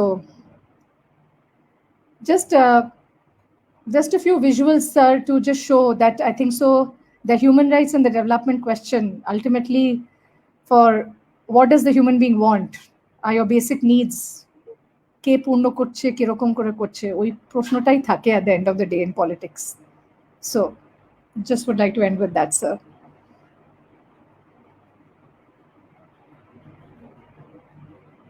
Thank you very much, Priyanka. I personally enjoyed a lot, and I think our audience also. ভীষণ ভালো লাগলো, খুব brilliant উত্তর। তোমার প্রচুর এক্সপিরিয়েন্স, তোমার প্রচুর অ্যাক্টিভিটিস, বিভিন্ন দেশে দেশে বহু দেশ ঘুরেছো তুমি, আবার ওয়েস্ট বেঙ্গলেও রিসার্চ করেছো। এত very rich experience and enriching dialogue. আজকে তো সব কথা সব প্রশ্নের হলো না, আবার ভবিষ্যতে নিশ্চয়ই এই সিরিজ যদি চলতে পারে আফটার 2nd May, তখন আমি আবার তোমায় ইনভাইট করবো। কেমন? Thank you, sir. And my apologies to everybody. I'm sorry আমি অনেক ইংলিশ ইউজ করেছি, so I hope I was able to convey what I was saying. And thank you Shomo, and thank you to Spartacus, and sir অনেক অনেক ধন্যবাদ। খুব ভালো লাগলো আপনার সাথে কথা বলতে। It was my honor and privilege. Soumya কি বলবে বলে নাও। হ্যাঁ, অসংখ্য ধন্যবাদ ডক্টর প্রিয়াঙ্কা মাথুরকে আজকে আমাদের সঙ্গে এই গুরুত্বপূর্ণ আলোচনাটায় উপস্থিত থাকার জন্য। ওনার অনেকগুলো গুরুত্বপূর্ণ পয়েন্ট আমাদের সামনে উঠে এসেছে, সেগুলো কয়েকটা আমি একটু সামারাইজ করে দিচ্ছি। প্রথম হচ্ছে lack of women's representation in Indian parliament and assemblies. Women's representation in West Bengal Assembly since 1952 till 2016. Party-wise numbers of female MLAs in West Bengal Assembly from 1952 to 16. Gradual saffronization of West Bengal, increasing spread of RSS in West Bengal since 2011. Lack of empirical proof in favor of Muslim population increase theory. Need for a robust opposition with a strong anti-Hindutva narrative. CAA being the first act which will discriminate on the basis of religion among refugees. The relation between border obsession and the human rights violations. The problems of Gujarat's development model. The question of right to development. and finally Hindutva fascism as the biggest threat to India. Excellent, Shomo. Sir, এরকম students আমার চাই. I don't think so someone could have summarized it as well as you have done. Thank you so much. In after every session, he does it in a really brilliant way. Brilliant. Absolutely. He's a very brilliant. good student. He did his MA from Presidency and now teaching in a college. Really, he did his MA dissertation under my supervision. Wonderful. Really brilliant. এই sum up গুলো দারুণ করেও না, এই সার সংক্ষেপ গুলো প্রত্যেকবারই খুব ভালো করে। আর আচ্ছা, আজকের এইটা সৌম বলে দাও, ইউটিউব আর নেক্সট। হ্যাঁ, আমাদের আজকের লাইভ সেশনটা আপলোড করা হবে ইউটিউবে আগামী 1-2 দিনের মধ্যেই, এবং এর পরের পর্বে আমাদের সঙ্গে উপস্থিত থাকবেন কলকাতা বিশ্ববিদ্যালয়ের রিটায়ার্ড অধ্যাপক ডক্টর পরিমল ঘোষ। ওনার পর্বটা আমরা 4 মেতে আমরা রেখেছি। আশা করব আজকে আমাদের সঙ্গে যারা যারা উপস্থিত রইলেন এই পর্বে তারা সকলেই আমাদের সঙ্গে থাকবেন, এবং ম্যাডামও যদি পারেন নিশ্চয়ই দেখবেন। Sure. Thank you so much. Sir, যাওয়ার আগে একটা প্রশ্ন করব আপনাকে। এক সেকেন্ড, ইউটিউবে এই আজকের লেকচারটা দিয়ে দেওয়া হবে, তোমায় আমি লিংক পাঠিয়ে দেবো। আমি আবার সবাইকে পাঠাবো যতজনকে সম্ভব। হ্যাঁ, বলো তোমার প্রশ্নটা। পরশুদিন কি হবে? আমার ধারণা এটা তো তুমি বলবে, না স্যার, ইন্টারভিউয়ার তো আমি। আপনার অ্যানালিসিসটা শুনতে চাই। আমার ধারণা এটা আমাদের এখানেই একজন না, প্রেসিডেন্সিতে একজন জেএনইউ এর অধ্যাপক বলেছিলেন যে মহিলাদের ভোটটা মমতা পাবেন, কারণ স্বাস্থ্য সাথীতে মমতাকে নারীদের গুরুত্ব দেওয়া হয়েছে, মেয়েদের।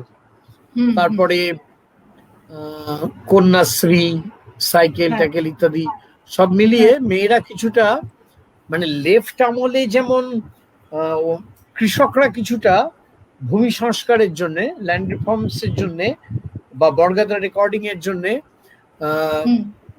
অনেকটা ভালো অবস্থায়, মানে দে ওয়ার ফিলিং বেটার, তেমনি এখানে নারীরা, মেয়েরা, মহিলারা তারা মমতাকে ভোট দেবেন বলে মনে হচ্ছে।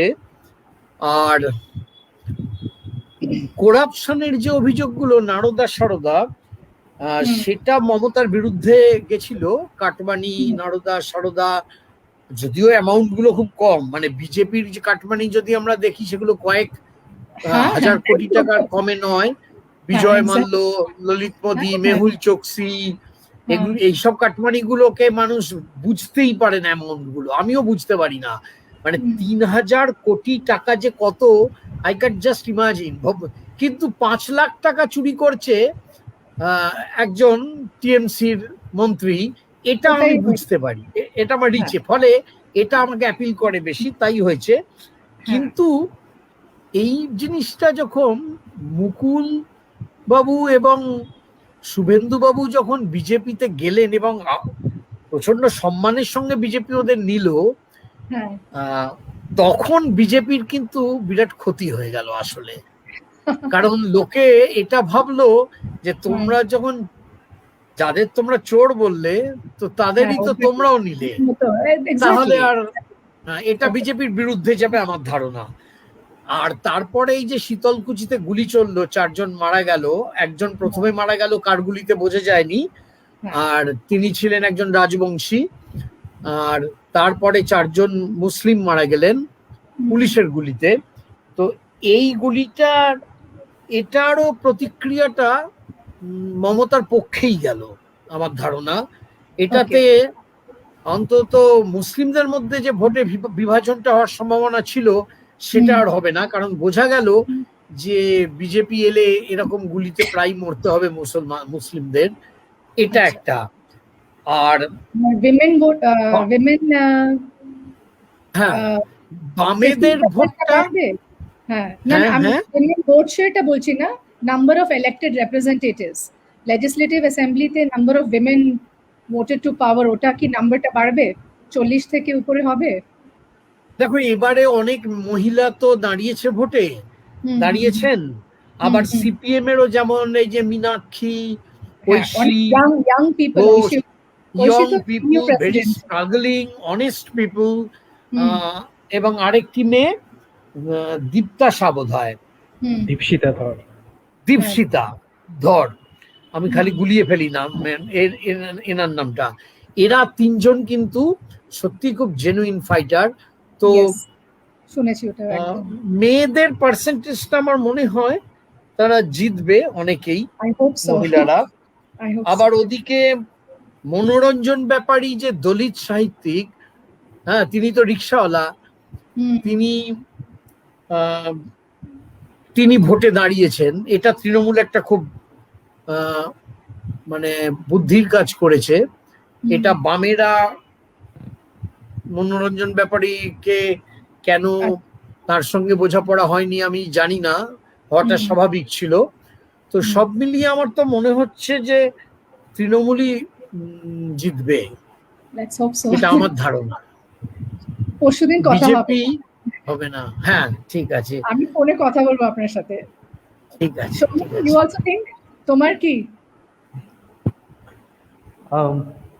ম্যাডাম আমার তো মনে হয় উইমেন্স ভোটটার টিএমসির কাছে যাওয়ার আরেকটা কারণও হতে পারে, সেটা হচ্ছে যে যেহেতু আমাদের প্রাইম মিনিস্টার চিফ মিনিস্টারকে অনেকটাই এমনভাবে ভেঙচিয়েছেন যে, and I have heard a lot of interviews amongst women who are very much embarrassed about it, যে এইভাবে তো মানে মেয়েদের অপমান করা, যেরকম ইনসাল্ট করেছে মমতা ব্যানার্জিকে, ওই যে দিদি ও দিদি, এটা এগুলো খুব নিম্ন রুচির।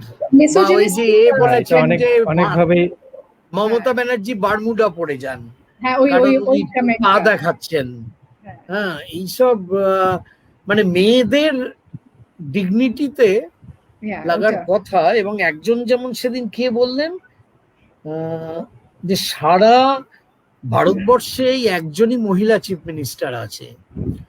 হতে পারে মমতা ব্যানার্জির মধ্যেও অনেক দুর্নীতি, তারপর বিজেপির সঙ্গে ছিলেন দুবার, তারপর নারদা সারদা, তারপর যখন এখানে নারী ধর্ষণ হয় তখন কিন্তু উনি সেটাকে পার্ক স্ট্রিটের ঘটনা কিংবা ওই কামদুনির ঘটনা দুটো ক্ষেত্রেই, অথবা অম্বিকেশ যখন একটা কি কার্টুন এঁকেছিলেন তার জন্য তাকে গ্রেপ্তার করা হয়েছিল, এগুলো মমতা ব্যানার্জির অনেক ভুলভাল, অনেক দোষ ত্রুটি আছে করেছেন। তবে এটা কোনো দোষ নয় যে তিনি ভালোভাবে ইংরেজি বলতে পারেন না, বা তিনি ভালো সফিস্টিকেটেড ভদ্রলোকের বাংলা বলতে পারেন না। এগুলো কোনো সমালোচনা করা অন্তত বামেদের উচিত নয়, কারণ বামপন্থীরা প্রলেতারিয়ান কালচারটাকে মানে অ্যাপ্রিসিয়েট করে। কিন্তু আমার মনে হচ্ছে যে বিজেপি এবারে পারবে না, মমতাই আসবেন। তবে এই একটা বড় বিপদ হচ্ছে যে বিজেপির যে আর্থিক ক্ষমতা, তাতে করে বিজেপি কিন্তু মমতা তৃণমূল জেতার পরেও অনেককে পারচেস করে নিতে পারে, যাদের মমতা নিজেই বলছেন যে অনেক গদ্দার একটা পসিবিলিটি থেকেই। সমো কি বলছিলে তুমি? কিছু বলছিলে? হ্যাঁ তাছাড়া ম্যাডাম আরেকটা এক্সিট পোলের সার্ভে সামনে এসেছে, খুব সম্ভবত সি ভোটারের, সেখানে দেখিয়েছে যে 78% Muslims have voted for TMC, 50 to 55% have voted of SCs have voted for BJP, and similar numbers of STs and OBCs have also voted for BJP. উচ্চ বর্ণদের ক্ষেত্রে এখনো কোনো রকম ডেটা আমি সেই অর্থে হাতে পাইনি, কিন্তু this has been the community wise voting pattern যেটা অন্তত এক্সিট পোলস এর থ্রু আমাদের সামনে এসেছে। তো I think this also shows the changing nature of West Bengal politics quite an extent. Thank you. You've been up with us for so long. Thank you so much. Thank you, sir. Thank you, madam. সবাই ভালো থাকবেন, stay safe. Take care. সকলে যারা উপস্থিত থেকেছেন অত্যন্ত ধন্যবাদ এবং শুভরাত্রি। শুভরাত্রি।